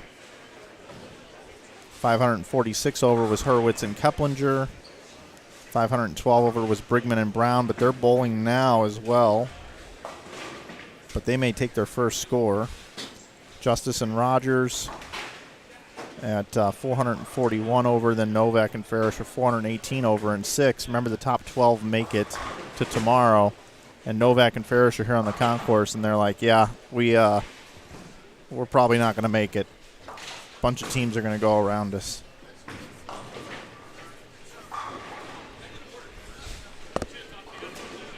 That's what they're feeling right now.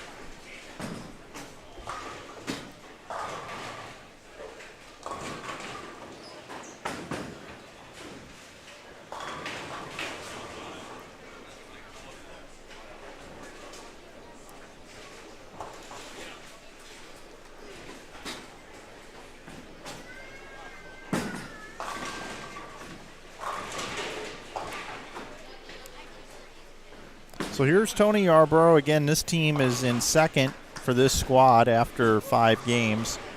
Yarborough has bowled games at 210, 226, 205, 247, 246. Looking to bowl 245 here this game. That'd be 3 240s in a row.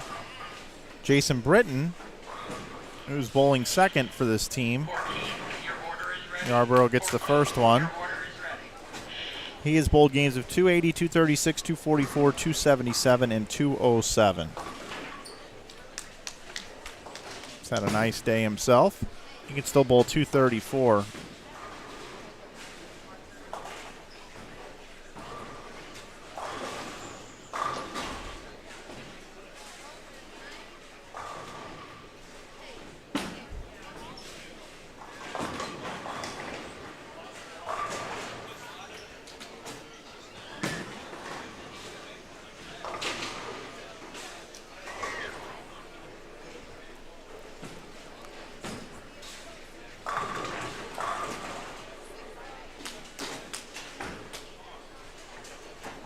Double and a 10th there for Tony. It's going to be in the 240s, 3 consecutive 240 games in a row. He's smiling. He's in a good mood. He's liking his carry percentage and the way he's bowling. He's got a partner who's bowling tremendously well. Got to be happy with their performance here.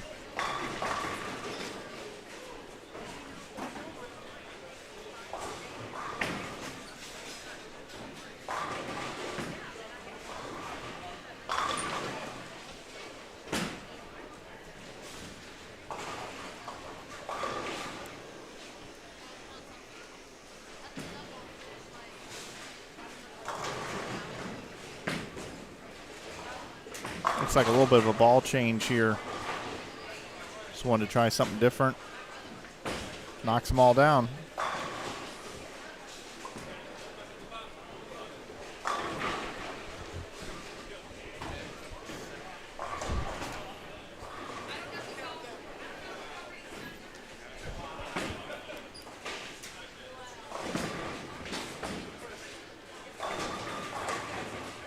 Oh, look at that messenger. Come flying across and miss the 10.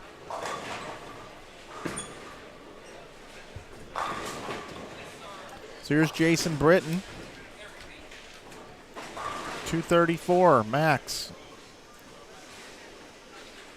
Give him 479 as a team.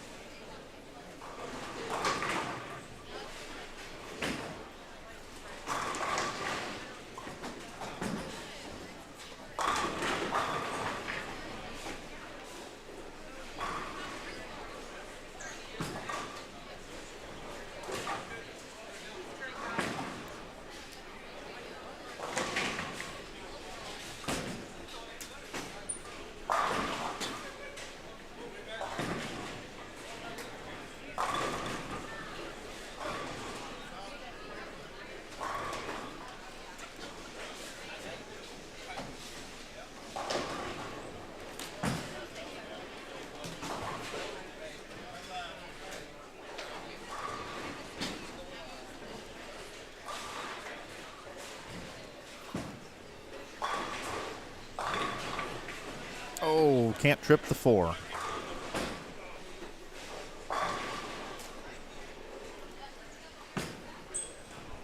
Looks like these pairs and our other pairs are now getting caught up with one another. So 2 games to go. Glad you're with us here on Inside Bowling. Appreciate you watching our stream here today. Don't forget you can subscribe to the channel. That's our fee here. We don't charge for the coverage. All you got to do is subscribe to the channel and like this video. Follow us on our social outlets at Inside Bowling on Twitter, Facebook, Instagram. Certainly would appreciate it. We're approaching 40,000 subscribers here on Inside Bowling, which we certainly do appreciate. We also do have a merch store on our website at InsideBowling.com. You can check it out.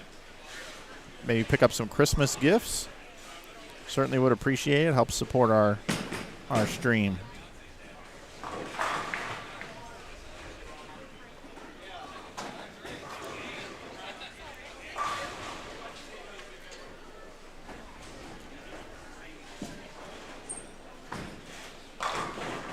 Currently, right now, we sit at 39,544 subscribers. Those of you who have been subscribed for a long time certainly do appreciate it. Those of you that are new subscribers, thank you for subscribing. We put out instructional content every Tuesday and Thursday here on this channel.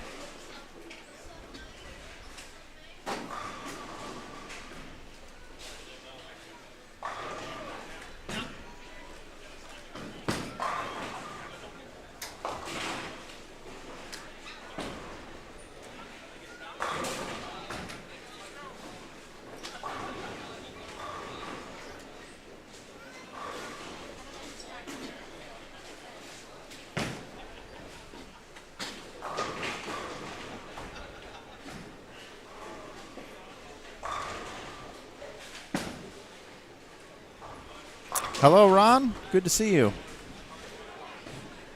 Hey, Tony. How are you, buddy? All is well. Wish you were here. You'd probably be destroying this shot. This is right in your wheelhouse, buddy.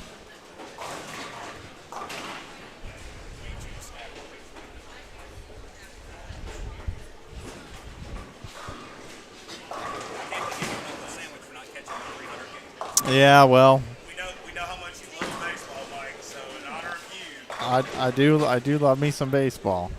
Look at this right here. Love it. thanks, man. We got these baseball jerseys on.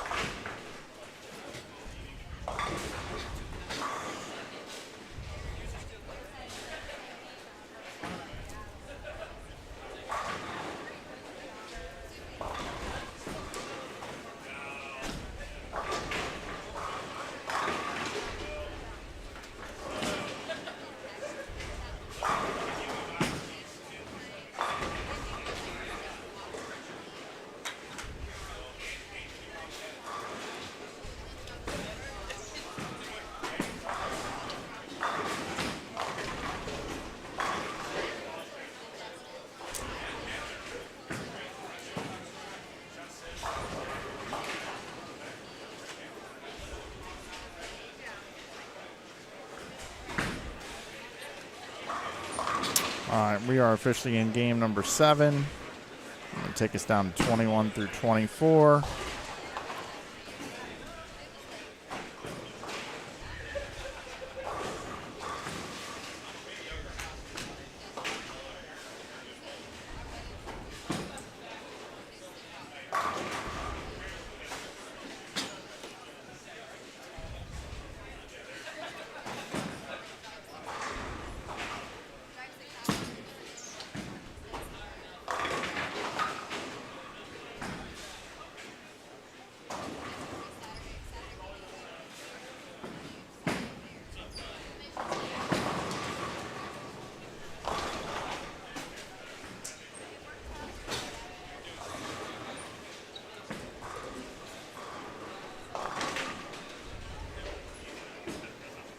So you see Aaron Martin here. He's bowling with his friend Jeff White.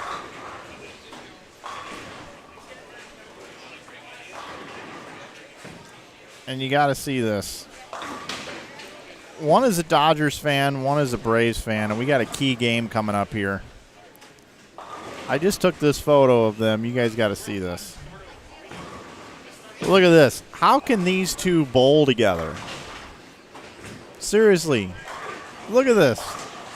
How can they bowl together? That's rough. Beautiful photo, though.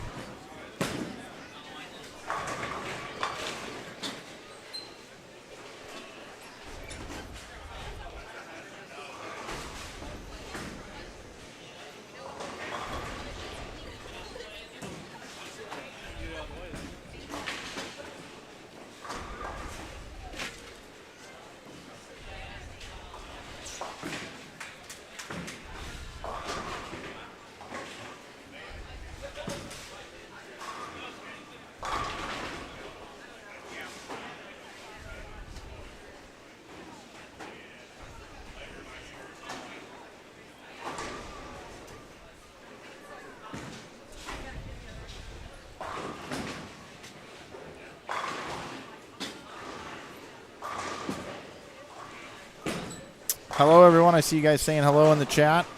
They're taking 12 to tomorrow. 12 to tomorrow. The teams that are probably safe after the last squad is Chaffin and Ruiz. They're 657 over. 598 over is Lavery, Spar, and Holloman.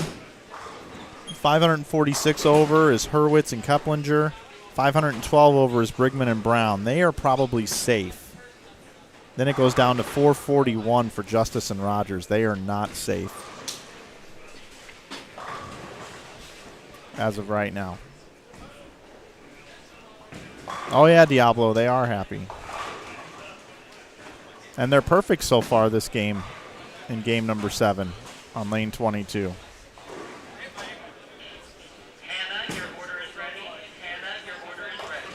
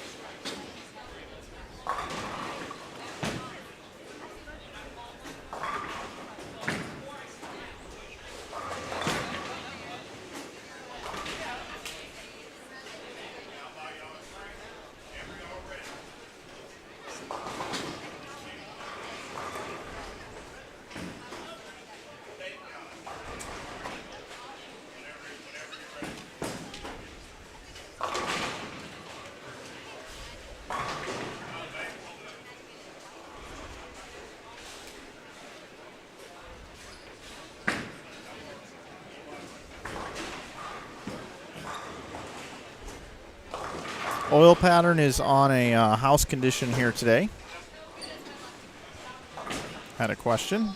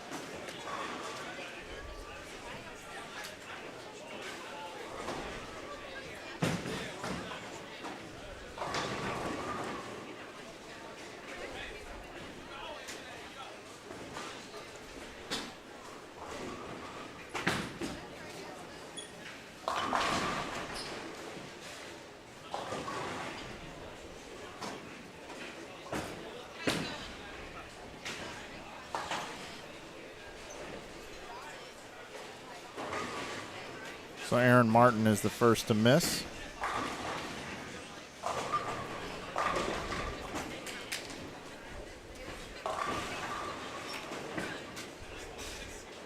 Chase Valenzuela bowled 300 game number 5.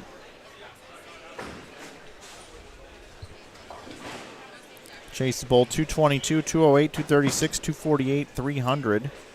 His partner Tanner's been struggling a bit, though, just averaging a little over 2-0.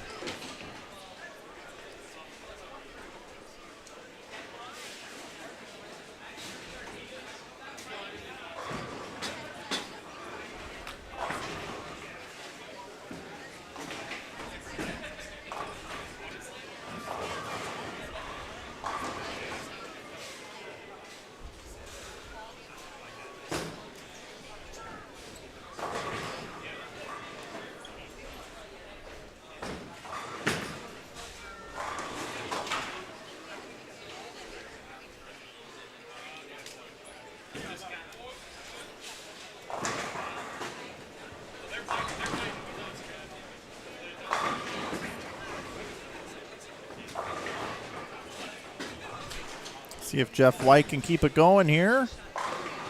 He's got it.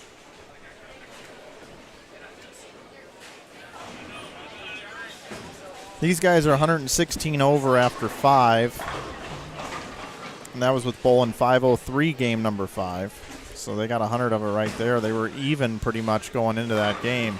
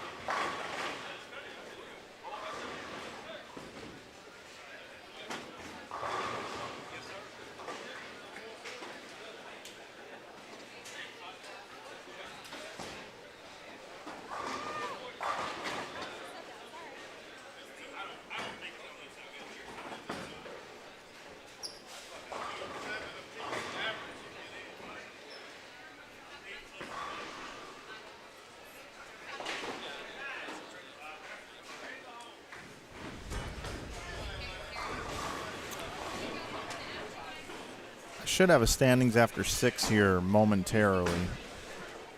That's kind of what I'm waiting on to give you guys an update on that. Should be coming.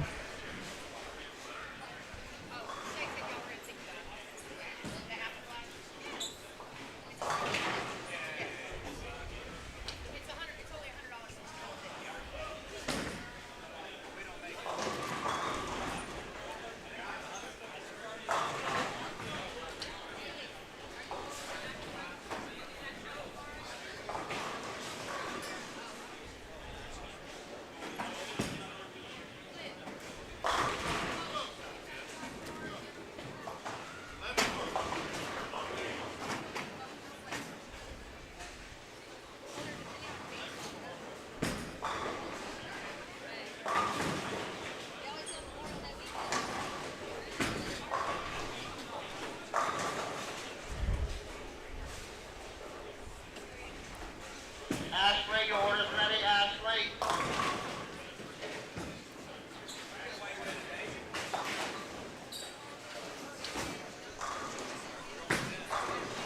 So Michael Shirley 202. Not the finish he was looking for there.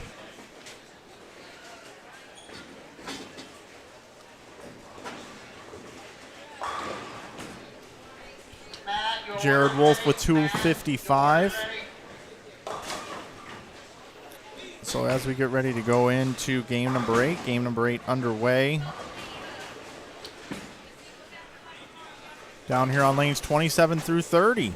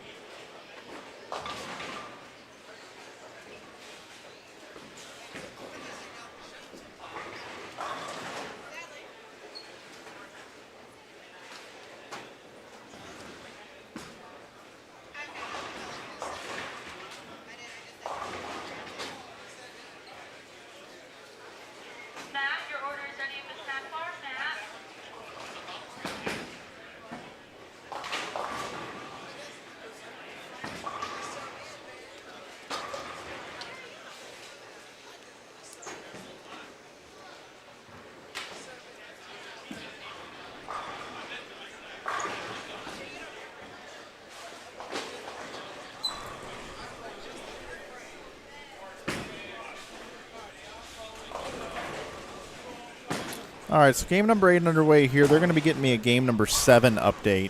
Game number 6 had some issues with it, which caused me not to get an update.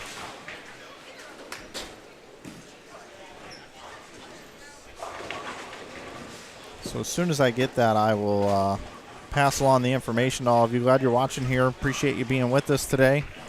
The squad's been kind of an odd squad, to say the least. With the pace of play, the being a game behind, a game forward. We've got folks that are just finishing. They have 3 frames left in game number 7. Pair right next to him is already 3 frames in, so we'll have this for you here, this game number 8 on 27 through 30, and then we'll bring you back over 21 through 24 to finish it up, as we don't even have anybody at 21 and 22 yet. So we'll hang out here. I'll work on getting you scores and see what the cut number will be.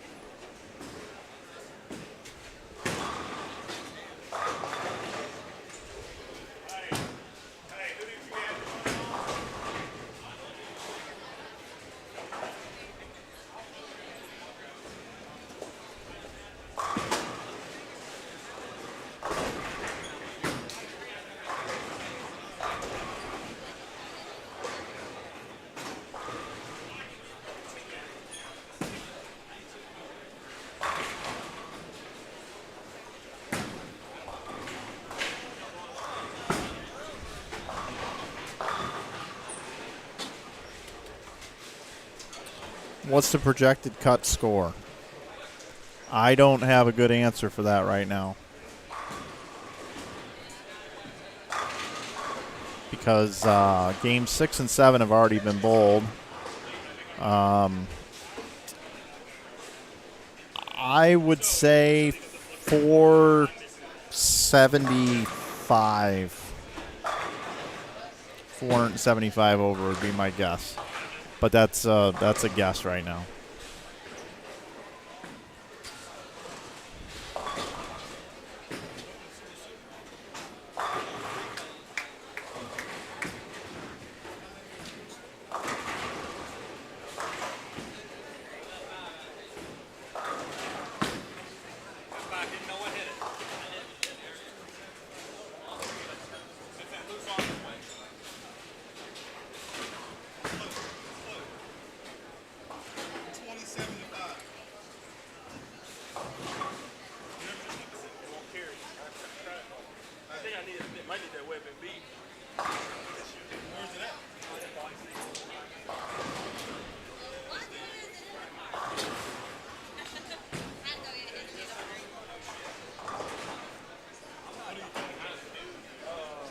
I'll do a little reset for everybody. It's the 2021 Nightmare Doubles, Corkies Chisholm, and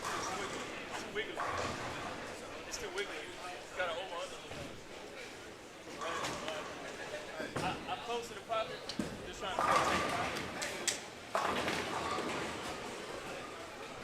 Sorry, and Brian Kennedy, they're the ones that put this event on. We're here at Cabot, Arkansas at All Fam Bowling Entertainment Center. I want to thank our sponsors, Brunswick, Brooks Agency, Bowl 101, and First Community Bank for making this thing happen. We had A squad this morning, took to the lanes at 8 a.m. Finished up just after noon. Came back at 2 o'clock here for our B squad. We're taking the top 11. We had 18 this morning. We have 28 on this squad. Taking the top 12. I'm sorry, the top 12 will cash and make it to tomorrow. And they will bowl at 10 o'clock. Bowl 5 more games, and then we'll cut to the top 8 for round robin Baker match play. And then that will be the end.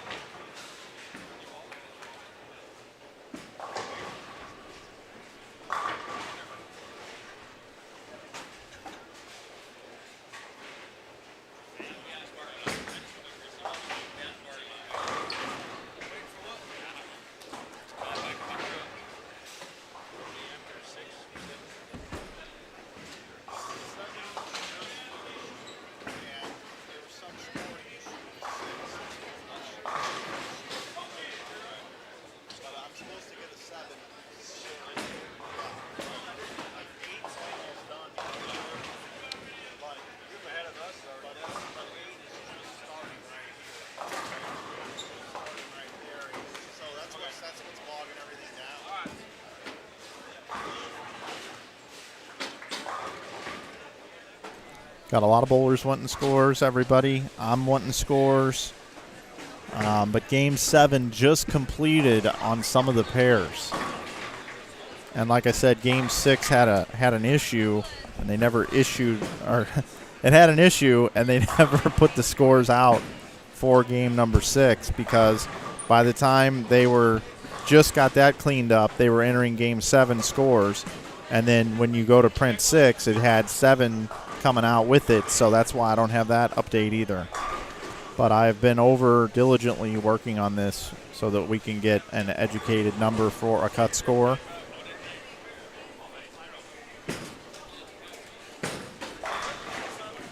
So they are entering in a few more scores, and then they should hit the print button and should bring it over to me, which I'm hoping is before some of these pairs get done. Again, the pairs that we're watching right here, they're the furthest ahead in the building.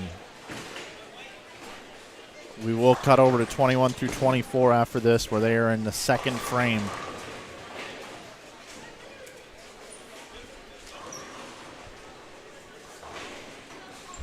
Again, coming into this squad, posted numbers already. Chaffin and Ruiz, plus 657. Lavery, Spar, and Holloman, plus 598. Hurwitz and Keplinger, plus 546. Brigman and Brown, plus 512. And then Justice and Rogers was 441. Novak and Farish, 418. Jonathan Holloman and Corey Imhoff, 413. And those are really the only scores worth mentioning. But right now, in my opinion, 546 is safe. 512 is probably safe. All right, here we go. I've got standings after 7. They just handed them to me, so that's what everybody's been waiting on. And I can get that for you. Let's see, 7 games would be 2,800. So plus, all right.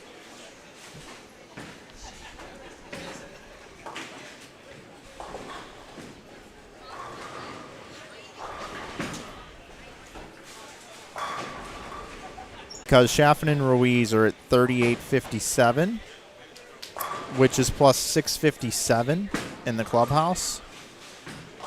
And then you got 598 of Lavery, Spar, and Holloman. Our second place team is Britton and Yarborough on this squad. They're at 519. Okay? So right now, with a game to go, Williams and Barron are in first. Then Chaffin and Ruiz are in second. And in third is Lavery, Spar, and Holloman at 598. And then fourth would be Hurwitz and Keplinger at plus 546. And then fifth would be Britton and Yarborough at plus 519. Sixth would be Brigman and Brown, already in the clubhouse, at plus 512. So that would be sixth. And then seventh would be Wolf and Shirley at plus 462. Eighth would be Justice and Rogers at plus 441. Eighth would be Barnes and Rock at plus 440. Ninth would be Kirkendall and Wilson at plus 419. 10th would be Novak and Farish at 418. And then 11th would be Holloman and Imhoff at plus 418.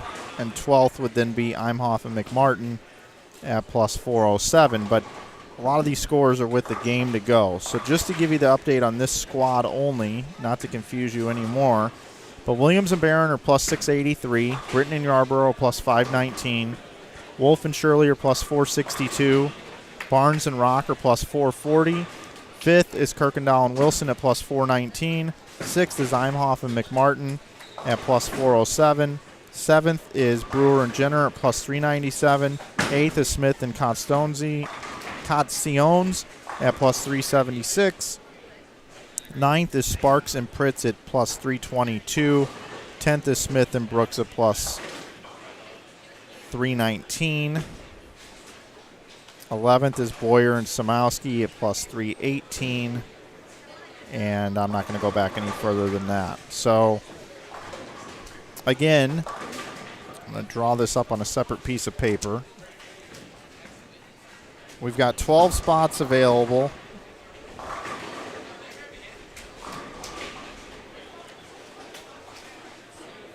Williams and Barrett are going to have the number 1 seeds. Or they're going to be the top qualifier, I should say. Chaffin and Ruiz are going to be number 2.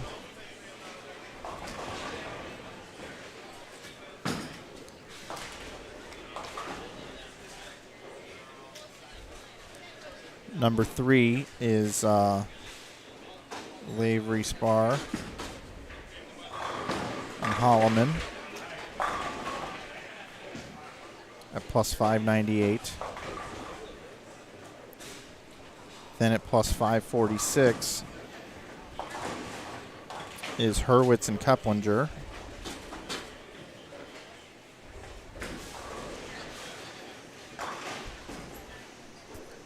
And then at 519 is Britton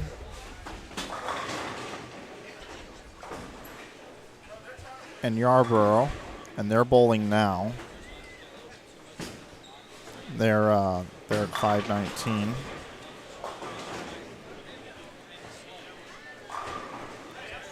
Then at 512,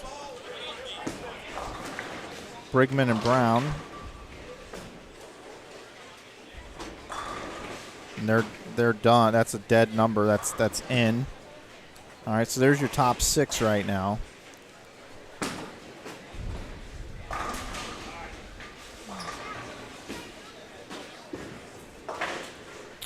Then next you've got 462. So quite a jump from 512 to 462. And that's Wolf and Shirley. And they're still bowling. And that's 7th place. And then 8th is Justice and Rogers. And they're done at plus 441. Then you've got Barnes and Rock at plus 440. They're in 9th and still bowling. And then you've got Kirkendall and Wilson at plus 419. And they're still bowling. And then 11th is Novak and Farish. And they're done. They're at 418. So then 413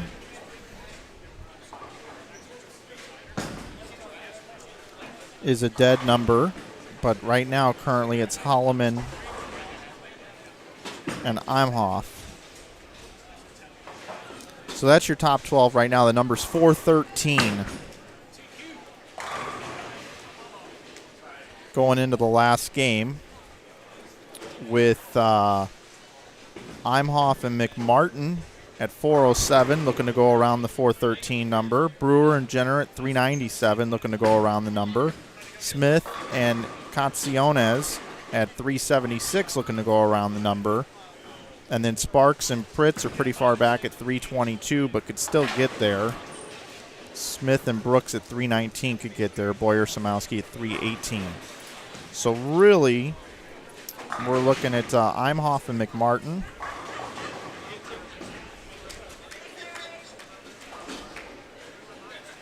Jumping in. Brewer and Jenner.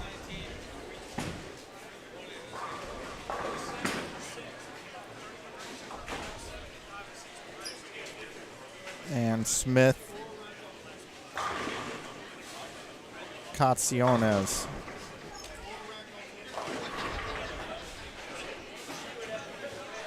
$407. $397. $376. And then Sparks and Pritz are pretty far back. So I need to get an update on Imhoff and McMartin, Brewer and Jenner and Smith and Katsionis. Harley, your lane's available. Harley, your lane's available.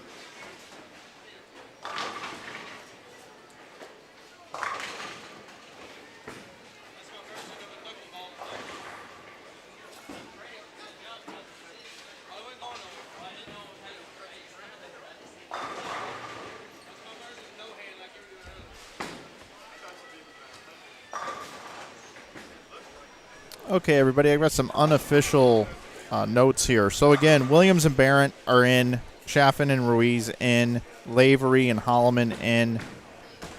Keplinger's team is in. Britton and Yarborough will be in. Brigman and Brown will be in.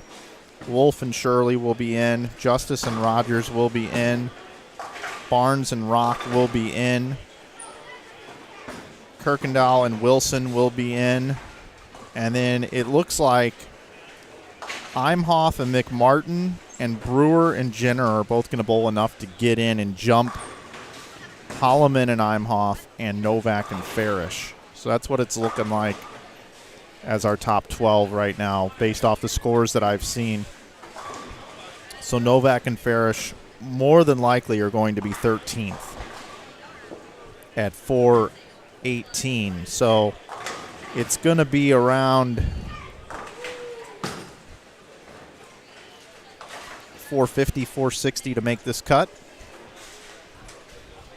That's what I have unofficially. But those are the teams that I have.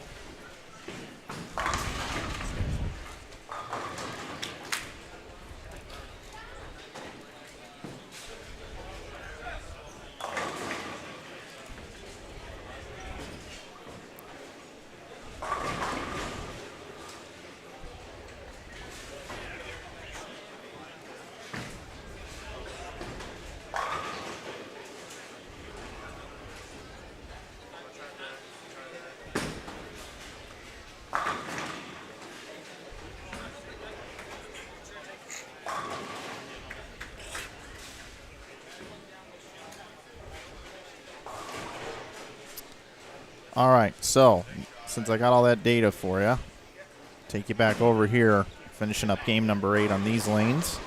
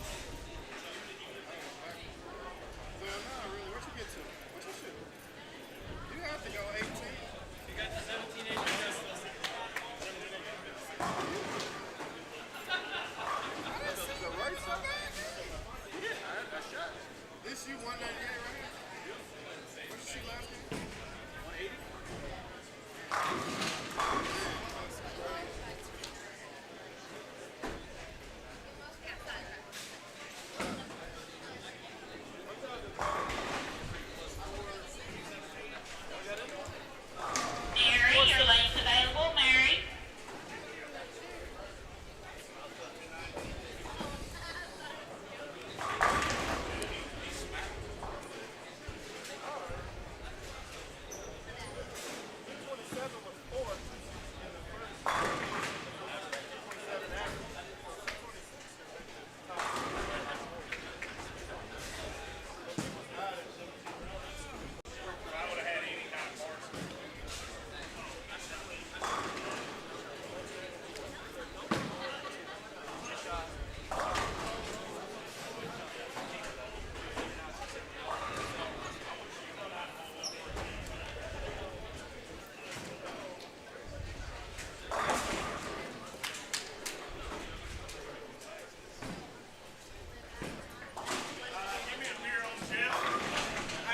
Earlier today, everybody asked me, or not everybody, I had one person ask me who I thought would be my pick to win, and I said Barrett and Kevin Williams, and they are going to lead everybody. So maybe I knew what I was talking about after all.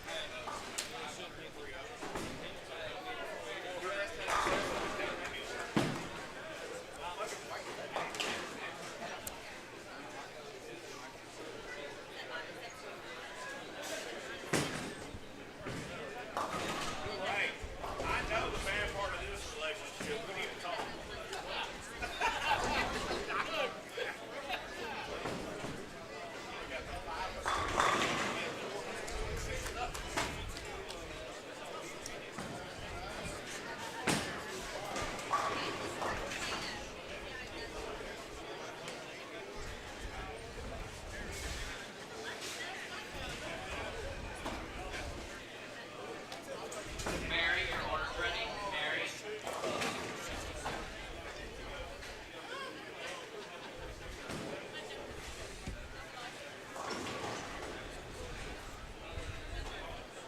This is a scratch tournament, Cooper. Yes, it is.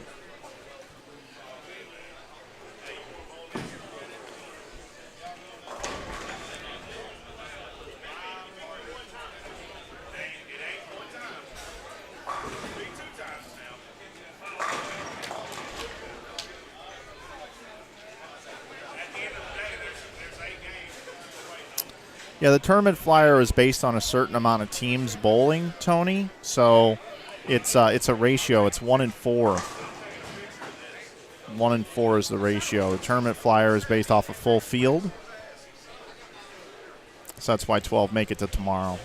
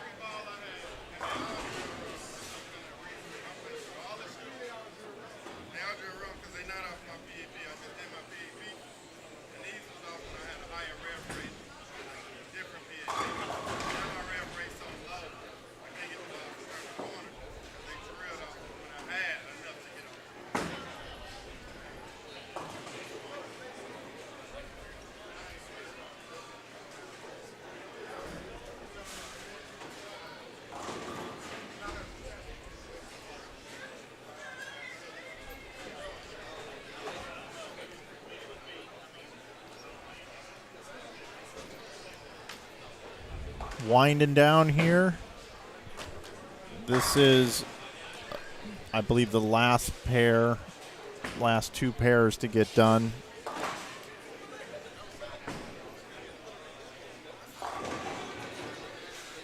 Looks like Kevin Williams and Tim Barrett, the last game, didn't bowl a whole lot.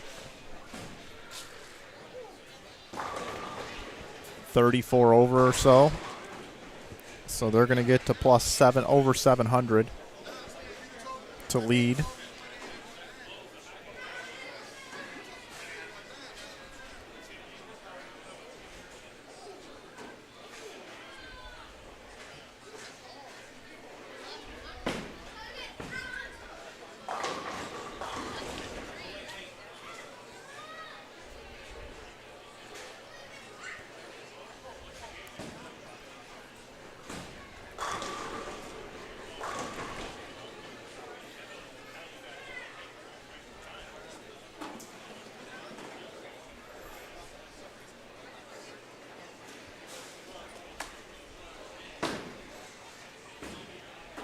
Lisa, your order's ready. Lisa.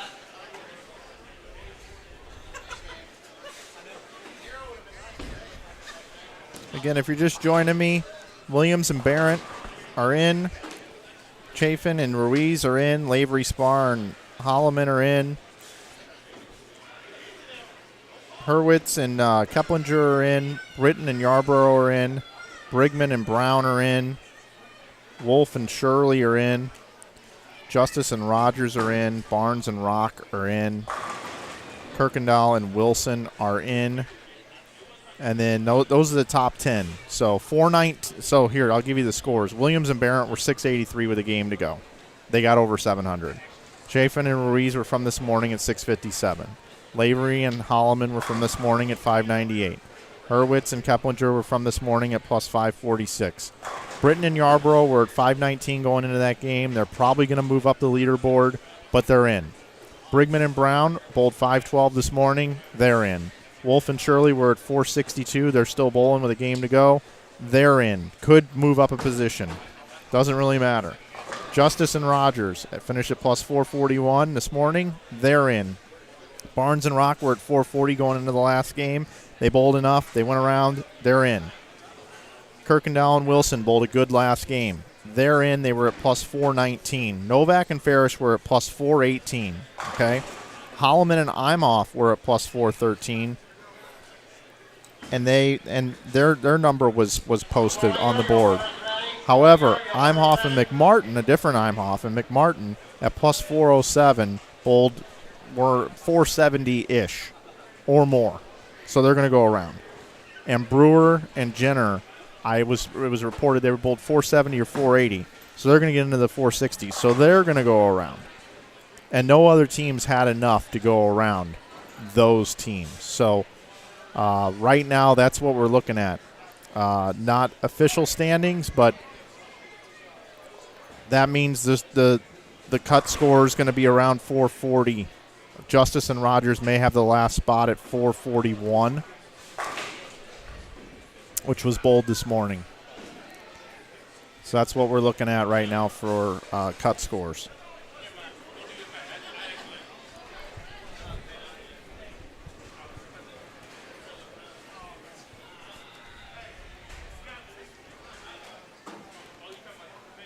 And, folks, that's going to do it for my coverage here today. We will post the scores on our Facebook, Twitter, and Instagram, the top 12 scores. We will do that for you. We will have that for you coming up here as soon as they are totaled and double-checked, triple-checked, and put out. But, again, I believe that Novak and Farish are not going to make it. Holloman and Imhoff are not going to make it as well. But, hey, I do want to thank all of you for joining me here today to be part of this coverage here from this wonderful event here in Cabot, Arkansas. All Fam Bowling and Entertainment Center, thank you for hosting. I want to thank Corcus and Brian for all the work that they've done promoting this event, running the event today. We had a few snags on this late squad, but everybody kind of got out of whack, and the pace of play was fast. And I want to thank you for watching here today on Inside Bowling. We'll be back tomorrow morning at 10 a.m. with the Cashers Round, the top 12 teams. We'll be able to cover almost all the teams as we move along. And in the finals, of course, we'll have all the teams for you right here on the streams. Looking forward to bringing you the action. Again, the top 12 will qualify, and I don't believe of any sort of ties or anything are going to happen here, so we'll have no roll-off. So on behalf of everybody here in Arkansas, all part of this event, I'm Mike Flanagan from Inside Bowling. Thanks for joining me today. We will see you tomorrow at 10 a.m. Central here on Inside Bowling. Have a good night, everybody.